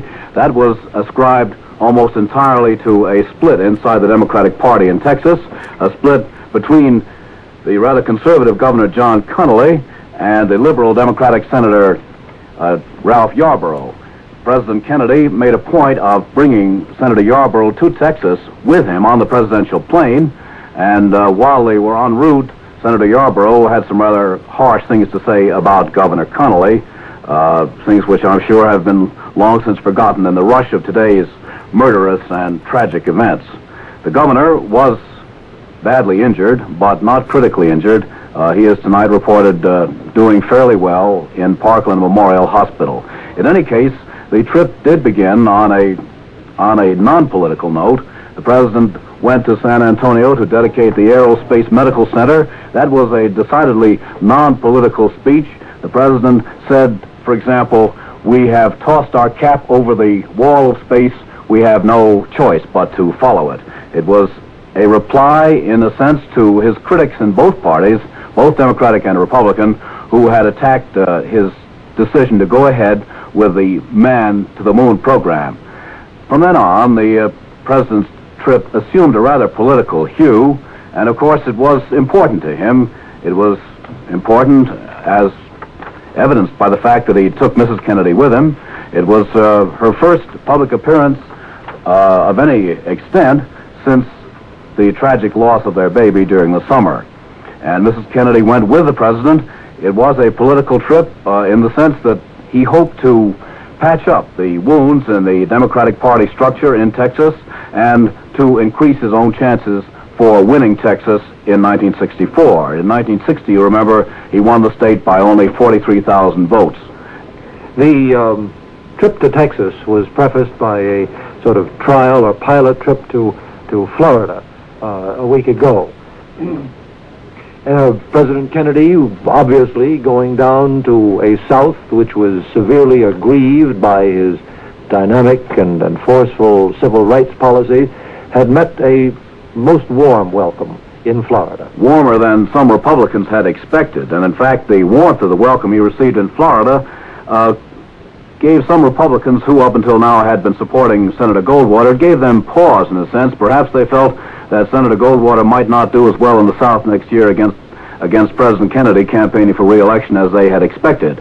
In any case, the president's welcome in Florida was a warm one, and the welcome he was receiving in Texas was, by all accounts, even warmer.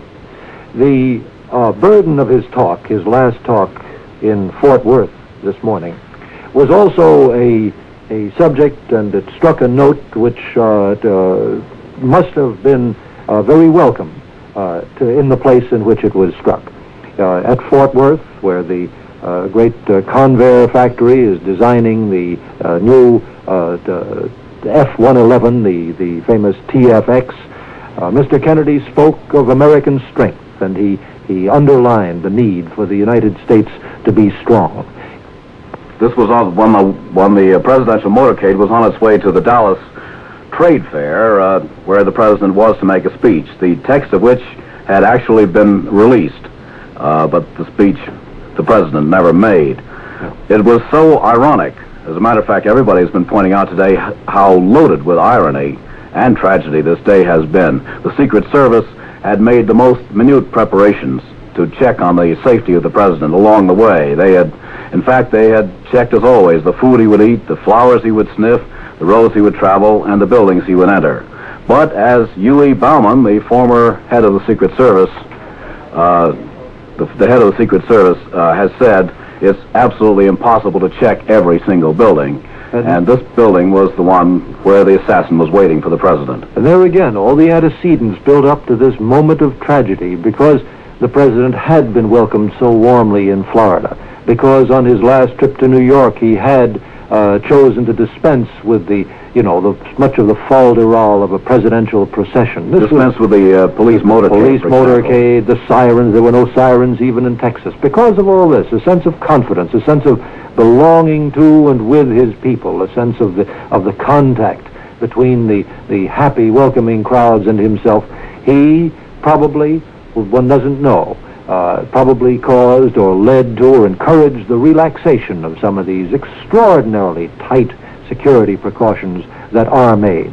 The bulletproof glass windows of his limousine were rolled down. It was very warm. The bubble top was off, possibly because of the heat, more likely because the president felt that he would want to stand in his car whenever he chose to respond more visibly to the ovation along the way. But there at this instant, as they approached an underpass down in the center of Dallas, their 3 shots rang out. William Greer, the regular Secret Service driver, was at the wheel. The president was seated in the rear of his car. To the right, his wife was on his left. The governor of Texas, Governor Connolly, John Connolly, who had been his Secretary of the Navy, was in one of the jump seats immediately in front of the president, and Mrs. Connolly was on his left.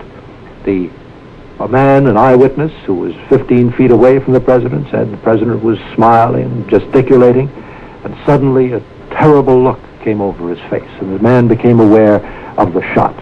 The president was struck by the first shot. Incidentally, it must have been the work of the diabolical work of a consummate marksman, because the motorcade was moving 25 to 35 miles an hour.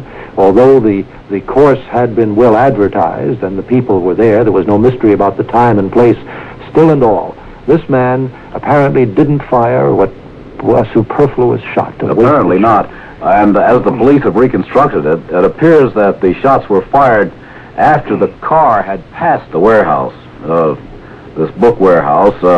It was fired from behind, and since the bulletproof windows, the bulletproof glass was not in place, the bullets struck their target. The president, as we said, was struck by the first shot. Governor Connolly heard the crack of the rifle and turned slightly in his jump seat toward the president, who sat immediately behind him. And at that instant, he too was shot. Whether he was shot deliberately for himself or whether this was just an action of the motion of the marksman following the line of the car along, of course, we may never know. But Governor Connolly was shot as well.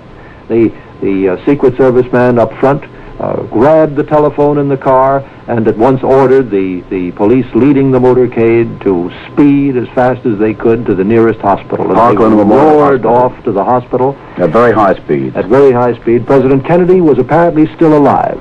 A bullet must have entered the back of his head and gone down and emerged from just below his throat. He was still alive. Of course, he was he was unconscious, and his wife cradled her head in his hands on the way to the hospital. When the car arrived at the hospital, the president was unconscious. He was slumped over in the seat. He was brought by stretcher to the operating room while the doctors tried desperately to save his life. There was a frantic half hour or so, then it was all over. The doctors said afterwards, some of them, that there was no hope at all that the president could have survived. Meanwhile, of course, the vice president. The vice president was 3 cars back. 3 cars back, unhurt, happily, because one of the prime rules of security is that the president and the vice president of the United States never travel in the same conveyance. They never fly in the same airplane, the same helicopter, and in motorcades, they obviously not only do not ride in the same car, but they follow far enough behind so that, let us say, an explosion which might destroy one car would not damage the other. But of course, with the shots fired, there seemed to have been 3. One doesn't still know how many shots struck the president. It is presumed to have been 1. It is presumed that 1 shot struck the governor. There is talk of 3 shots. Well, we don't know. But at once, a massive manhunt was set in motion. The shots seemed to come from some kind of warehouse or book repository within easy sight of the scene of the crime.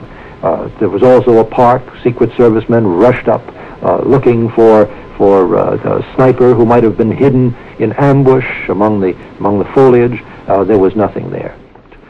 We've set up a line with our correspondent in Dallas, Texas, our CBS News correspondent, Dan Rather, and we might very profitably talk to him to ask him what the effect of this assassination was on Dallas, whether there is in Dallas any sound theory of how this came about or what may underlie it politically or socially. Dan Rather, are you at the other end of the line?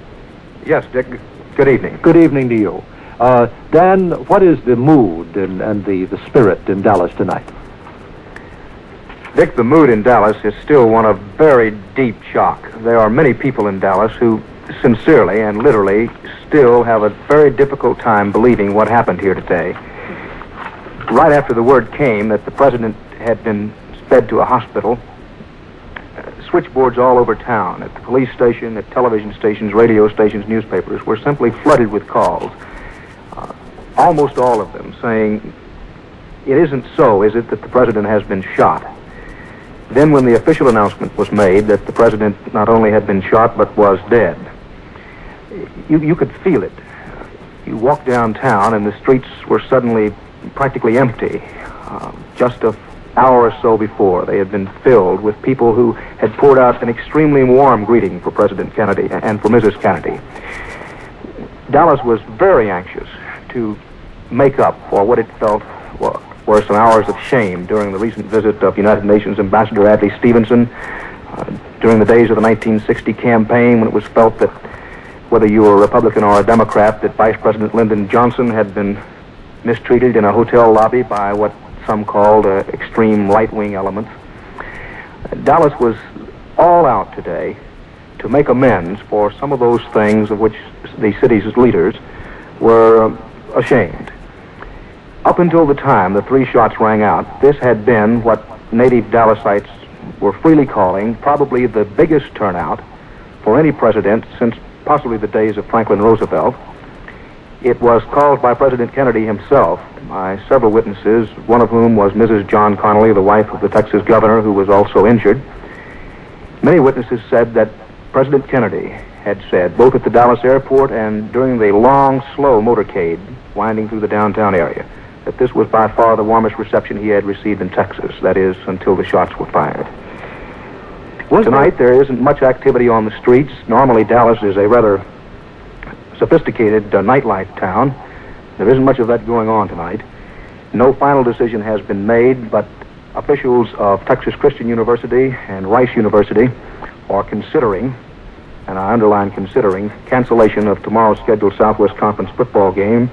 The same type of consideration is going on between officials of Southern Methodist University and Baylor. And this time of year, football is very big down in this part of the country, but there are some strong indications that all of the football games scheduled for tomorrow may be canceled. Officials of the universities are now conferring on that. The city is in a deep state of shock, and I think it's safe to say that over the next several days, you're going to see some outward manifestations of extremely deep soul-searching on the part of not only Dallasites, but all of Texas. This is something, it may be Texas' darkest hour ever. Dan, there is a report circulating now that a charge will be filed before midnight, your time, in connection with the president's death. Do you have anything on that? Ever since the man Oswald was arrested this afternoon, approximately 2.5 hours after the president's death was announced, there have been varying reports that charges were imminent concerning the president's death. We also have heard the report that charges may be filed before midnight. The only fact that we can point to is that a justice of the peace that has been standing by at police headquarters for the last 6 hours on the possibility that some charges may be filed is still there. And it is possible that some charges will be filed before midnight our time. That would be 1 o'clock on the East Coast. But other than the fact that a justice of the peace is standing by with charges prepared, ready to be filed, There is nothing else in the way of solid evidence to indicate that might be so. What can you say, Dan, about the physical appearance, the conduct of Oswald? Have you seen him personally? Yes, I have, Dallas. He's a short, slight man. He is 5 feet 9 inches tall, according to the police, and he actually appears to be a little shorter than that. He's almost jockey size. He weighs about 145 to 60 pounds. Dark hair, a receding hairline at the edges, hawk-nosed, a very intense man. He was literally arrogant when brought into the police station for questioning. He has shouted at newsmen a number of times when he has been in their presence. The last couple of times that he has been in sight and earshot of newsmen, he has screamed out, "I didn't do it, I didn't do it, I am not represented by counsel, this is not fair." Other than that, the background on Oswald locally, he lived in a suburb of Dallas, and by the way, there's some dispute over exactly which suburb he lived in. Police say that he was a resident of Irving, which is a rapidly growing suburb outside Dallas, but the mayor of Irving called the local radio and television stations not too many minutes ago, we're told, saying that he had established Oswald was not a resident of Irving, that he was a resident of Oak Cliff, which is still another suburban area of Dallas. But at any rate, he did live in a suburban area of the city. He lived in an apartment. The lady from whom he rents the apartment says that Oswald was an avid reader of cowboy books. She also says that he has been rather quiet the past few days. His wife is a Russian-speaking woman. She speaks only limited English. That's about the book on Oswald as we've been able to observe and gather from police. Mm-hmm. Dan, it's perhaps significant, or is it, that the theater where he was captured is in Oak Cliff? It very well might be. I think what you're pointing to is it's possible that Oswald was trying to get back to his home. It may be significant that the Texas Theater is located in Oak Cliff. We'll simply have to wait and see. Oh, could you tell us something, Dan, about his being booked on charges of shooting and killing Patrolman Tippett? Is that definite? Has he been booked on that charge? That is definite. He has been booked on that charge, and at the moment that is the only charge on which he has been booked. Police say they have very strong evidence, including at least one eyeball witness to the shooting of that police officer, which, by the way, did not occur in the theater. There have been conflicting reports on exactly where that killing of the police officer occurred. It was not in the theater. Oswald reportedly, allegedly, tried to shoot a policeman inside the theater as police closed in on him. We're told by police that he aimed a pistol at an officer and the pistol had a misfire as he aimed it at the officer. But Officer Tippett was not killed inside the theater. Dan, you said a moment ago that Oswald protests that he has no counsel. Is counsel being supplied? Do you know anything about that? Has he called a lawyer? I don't know. Police aren't saying. They obviously, and I think perhaps understandably, are not saying much at this stage. Now, of course, the law is very clear that in practice in Texas, from many years of reporting on the police beat in this area, the practice in Texas generally is that a suspect in any case is given an opportunity to call counsel within 2 hours after his arrest. It's not a hard and fast rule.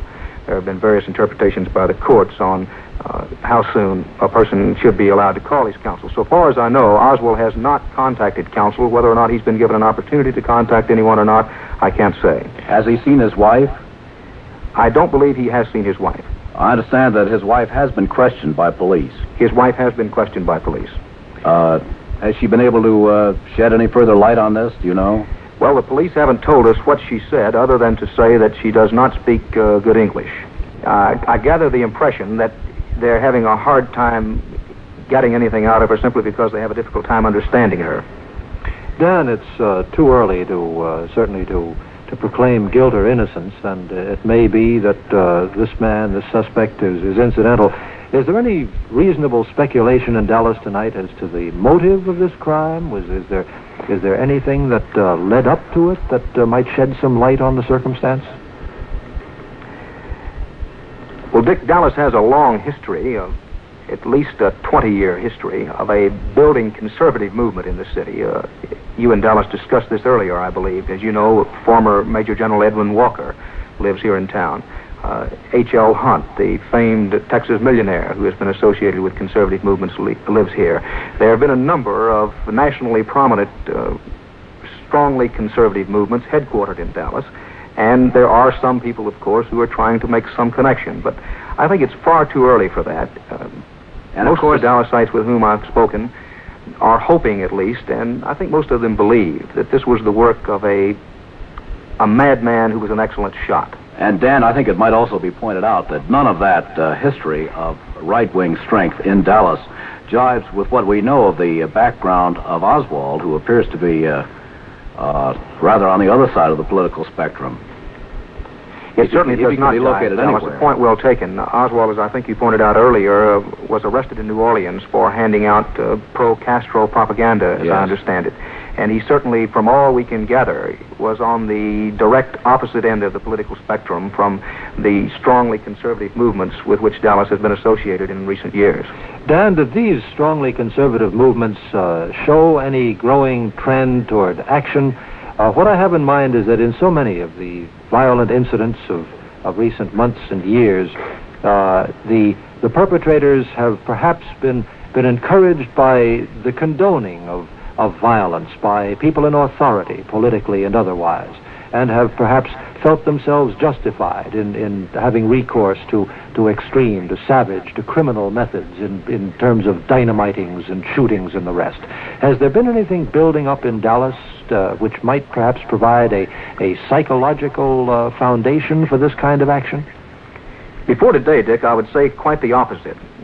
I think there was perhaps a building feeling among some of these very extreme right-wingists in Dallas, say 2 years ago, toward lashing out in perhaps frustration, nonetheless moving toward violence of some kind, perhaps not desperate violence, but taking action, let us say. But the Oxford, Mississippi affair sobered up an awful lot of people in this whole part of the country. And the Birmingham school bombing seemed to be having the effect of quietening down the action elements. But in light of today, if any connection is ever made between some of the persons and groups who have been called ultra-rightists and what happened here today, then you would have to say that the action elements have indeed been moving toward more action and more violence. But let me emphasize that I don't think that any connection, any direct connection, will ever be established. You said earlier, Dan, that there's a great deal of soul. Now to the KRLD newsroom and Eddie Barker. From the KRLD newsroom, we've had a lot of calls tonight pertaining to the SMU Baylor game that was scheduled for Waco tomorrow afternoon. We've just been informed by SMU athletic officials the SMU Baylor game has definitely been postponed. Tentatively, it will be played on December the 7th. However, that is not official, but it will not be played tomorrow. SMU Baylor officially postponed tomorrow. There will be no ball game in Waco between SMU and Baylor tomorrow. Now back to the CBS network. From a distance, and some of them perhaps found a little funny, a man being perhaps hit by a picket or some lady spitting upon someone else. Now suddenly there seems to be a dawning and a lot of sobering of people who took no interest in this kind of thing or gave it only a passing glance or perhaps laughed at it in the past, saying to themselves, this is and has been for some time very serious business in Dallas. It's that kind of soul-searching that I believe is going on now. Yeah. Will there be any political repercussions of the president had been on a frankly political fence-mending tour to mend a rather split, shattered Democratic Party? Will this serve to unify it again? I would think so, certainly. I think that when President Kennedy and Vice President Johnson started out on this Texas trip, that there was a very good chance would not go in the Democratic column in the 1964 elections. That view was shared by many longtime political observers in the state. In light of what happened today, the Democrats probably will carry the state overwhelmingly. Now, that, of course, is an opinion, and it's a long time before election time. But my guess is that what happened here today will certainly unify and solidify the Democratic Party in Texas. And a unified, solidified group of Democrats are very difficult to to beat in this section of the country and in Texas in particular. Dan, can we go back for just a moment to the frantic events immediately following the assassination? We had initial reports that police surrounded that 5 or 6 story building, the book repository building, where the assassin waited for the motorcade. Is that correct? And if so, was anybody else arrested, do you know, or was anybody else in the building, as a matter of fact? Whether there was anyone else in the building or not has not been fully established. My feeling is that there wasn't anyone else in the building at that particular time. That's a feeling based on a number of conversations with police. Yes. Police ringed the building within minutes after the shooting. I would say within 15 minutes at the longest, and I'm inclined to think it was less than that. They ringed the building completely, and then they established a ring around about a 5 or 6 block area on all gides of the building. Within 45 minutes after the president was shot, but that still would have inch by inch, foot by foot, search of the building was underway. But that still would have given the assassin time to make his getaway, would it not? It certainly would have. I see that Captain Fritz of the Homicide Department now says it has been established that Oswald was in the building at the time the shot was fired, and police are understood to be making paraffin tests on Oswald's hands for marks of gunpowder. I have not heard that report. I can check it very quickly with Nelson Benton, the CBS newsman who is standing by at the police station while we participate in this broadcast.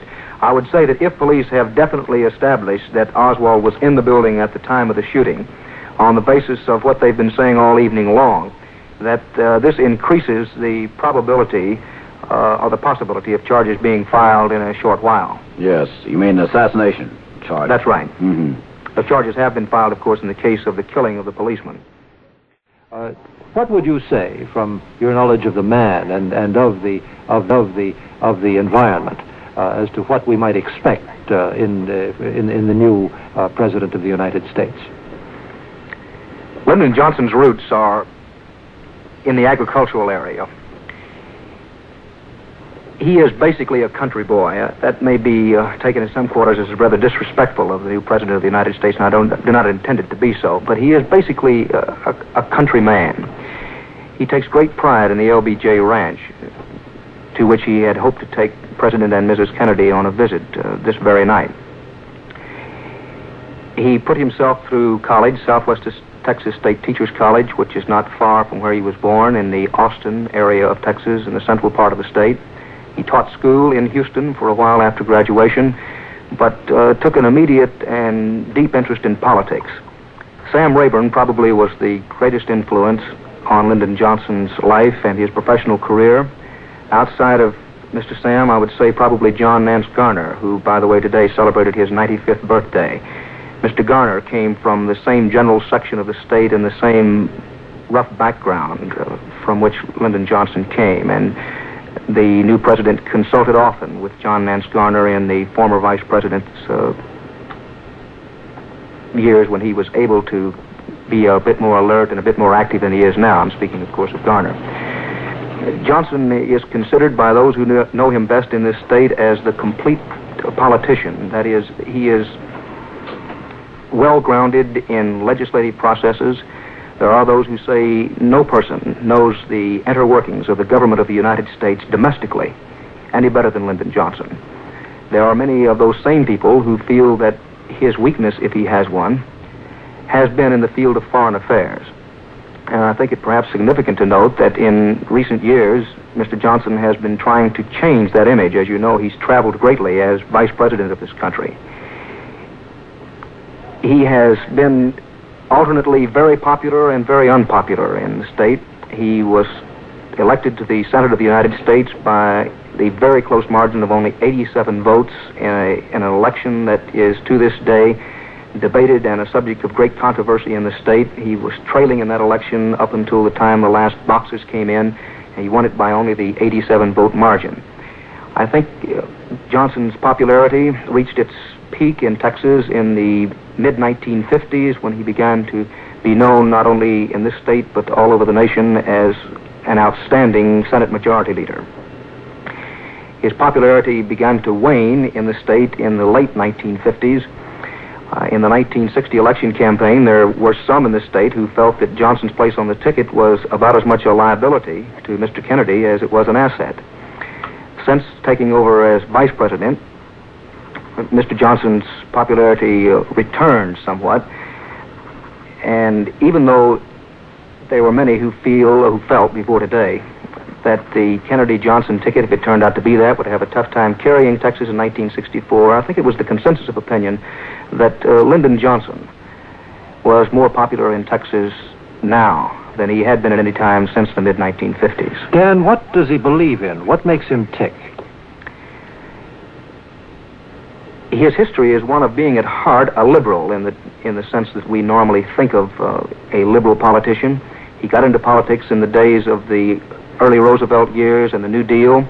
You read back over some of his old speeches and some of his the old quotes in newspapers, and Lyndon Johnson in the years before the war and even immediately after the war was, certainly for this part of the country, and I suspect for any section of the country, pretty much a liberal. But in recent years he had tried to cast himself, picture of himself, more as that of a moderate, because the tenor of politics in the state of Texas consistently moved more toward the conservative side.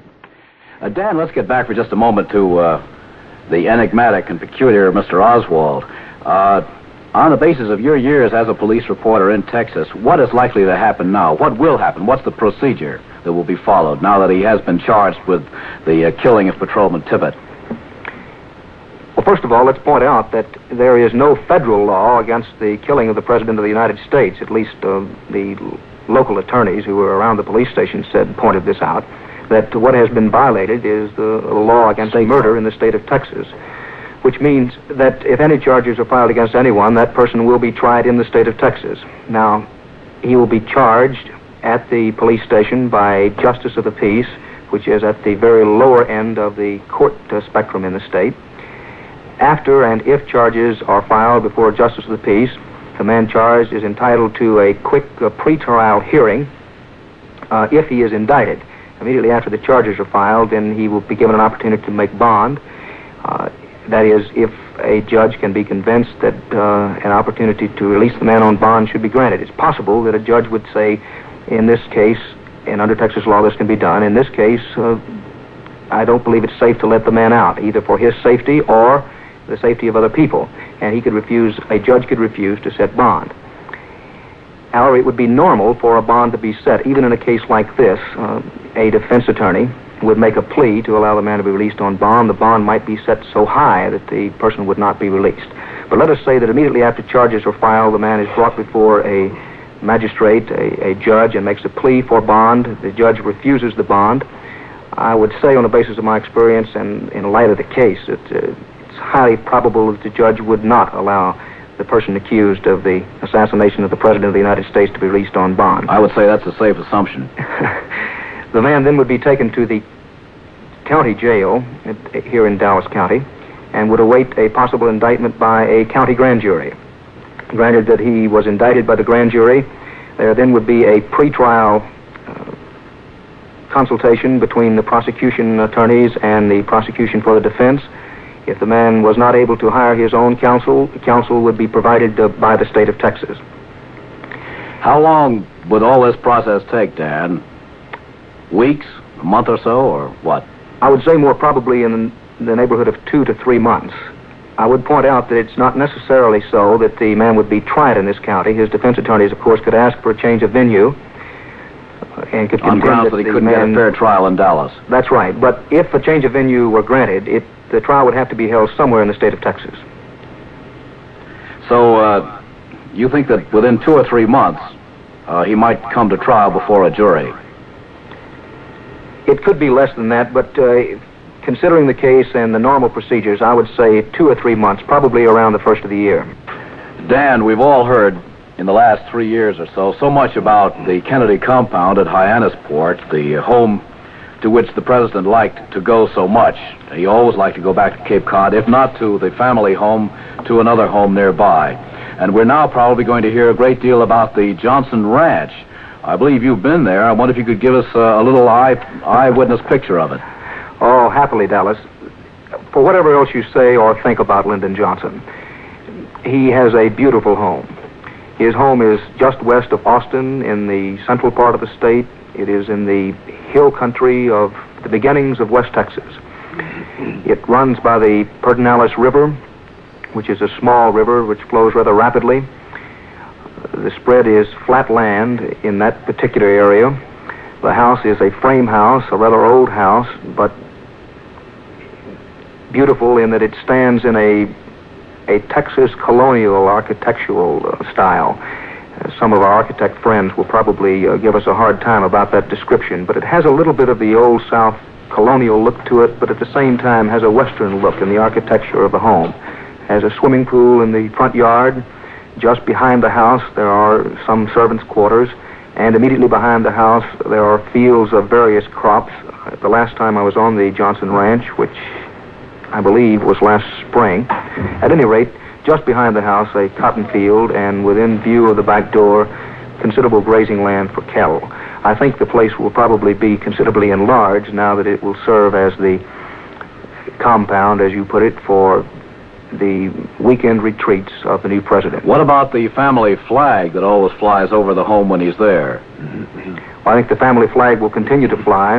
They have a flagpole right in front of the home. It has, for as long as I can remember, and I suspect for as long as Lyndon Johnson can remember, it has flown a flag that at one time flew over the capital of the United States. It hasn't always been the same flag.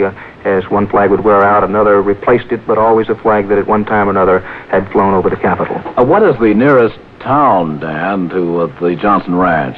Johnson City, Texas, is the closest town of any size. How far away is that? About 14 miles, perhaps a little bit less than that. So we can assume that the Secret Service and the White House press corps may be a little bit cramped for space when they cover the president on his weekends in Texas. I would say that you probably will see the greatest motel building boom in history going on in the Johnson City LBJ Ranch area very soon. There are practically no facilities for handling outsiders except in the homes of private individuals in that area right now. Yes, and as we know, when the president moves, a great many other people move right along with him. And they'll have to do that in this case also. The closest town where there are sizable accommodations now is Austin, which is a good 2-hour drive away. Well, Dan, is there anything more that you think should be said this evening after this tragic day in Dallas with its consequences for the state, for the nation, and for the world? Dick, I think it may be said that, and this may be a prejudiced viewpoint, for as some of our listeners may know, this correspondent was born and raised in Texas, but Texans are sensitive people. It was unfortunate that this had to occur in Dallas because of Dallas's reputation in recent years of being rude to visitors from the outside. Whether the reputation was justifiable or not might be debatable, but the reputation stood nonetheless. Had it occurred anyplace else in Texas outside of Dallas, Texans could write it off in their own minds and in their hearts as just one of those things, and it just happened to happen here. But because it happened in Dallas, for at least a while, and at least until the facts are known as to who did it and why, Texans are going to be asking themselves, why did it have to be in Dallas? Dan Rather, thank you very much for your eloquent and incisive report.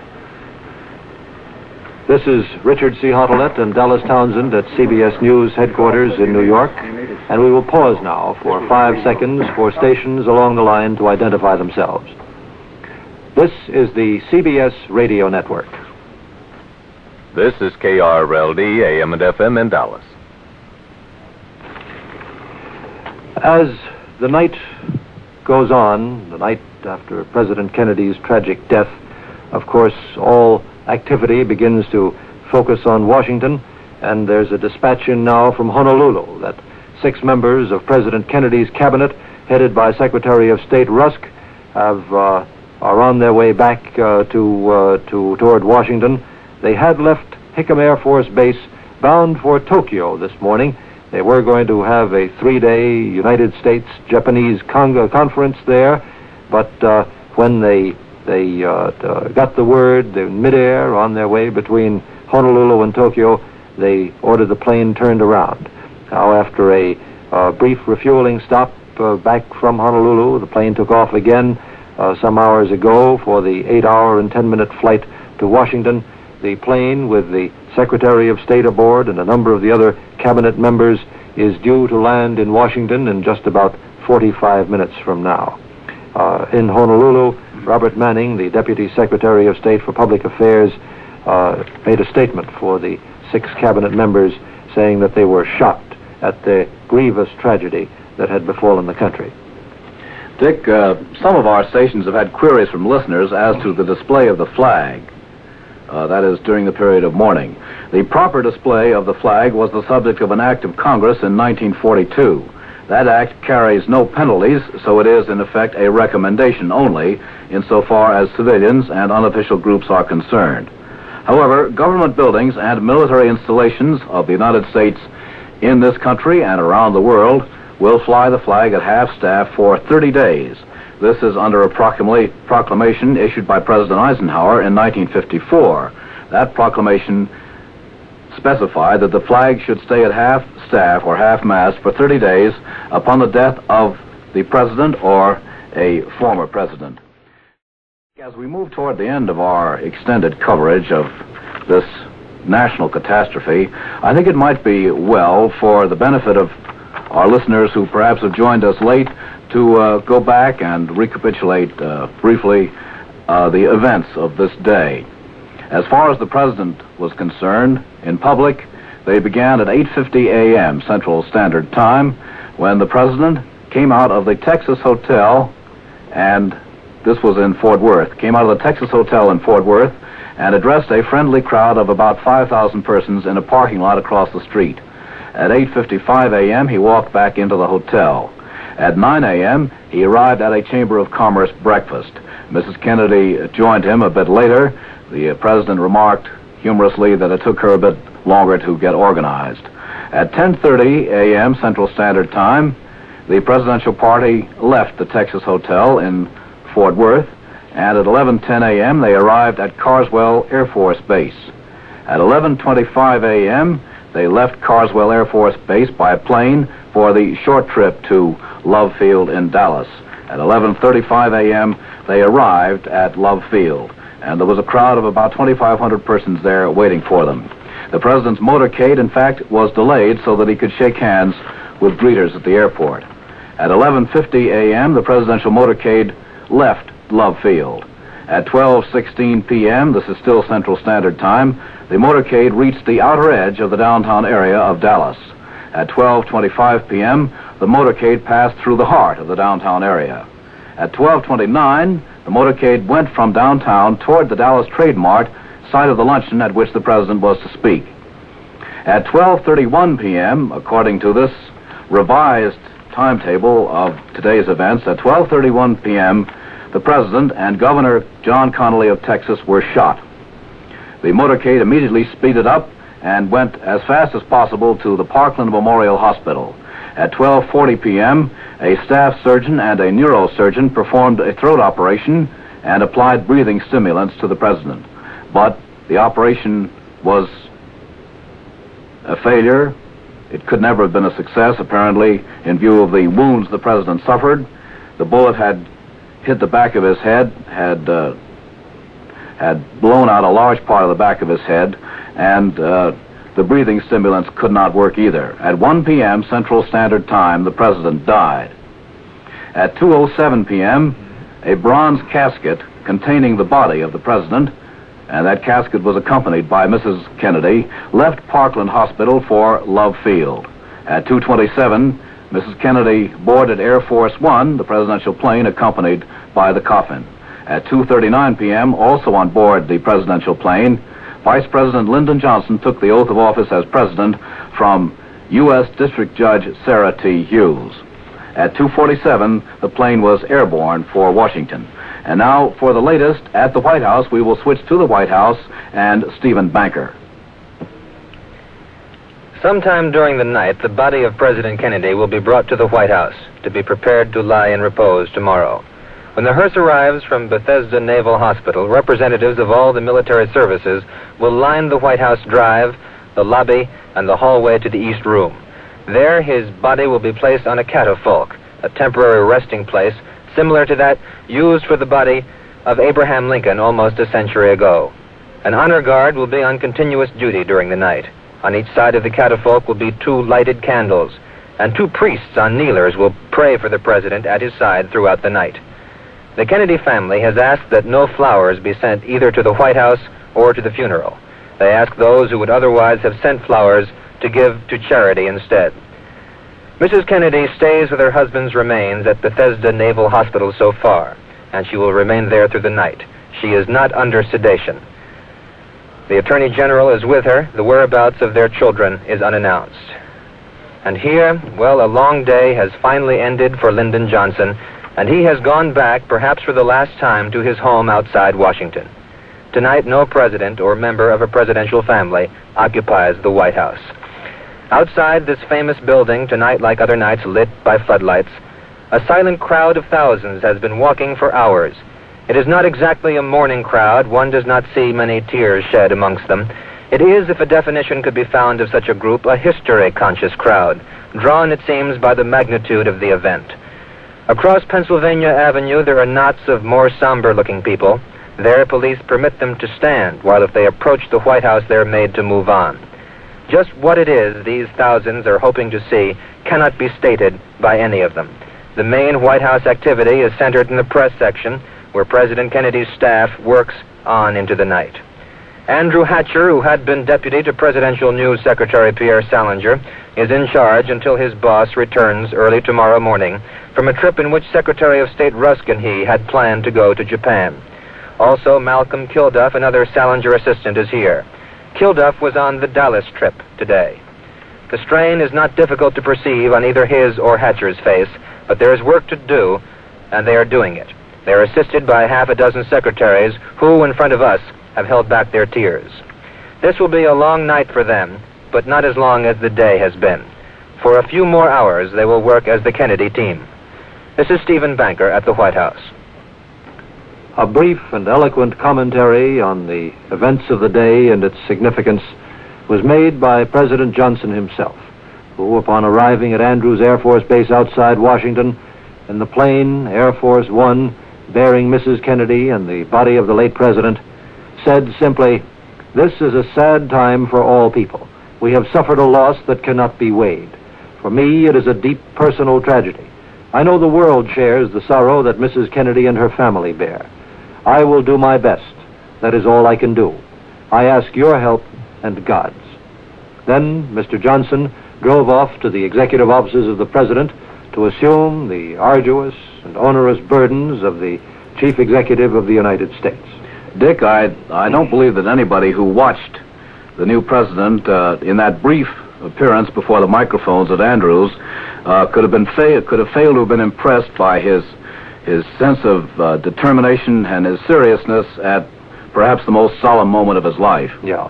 And he matched the seriousness of the occasion by his will to get right down to work, because the presidency of the United States is not an honorific.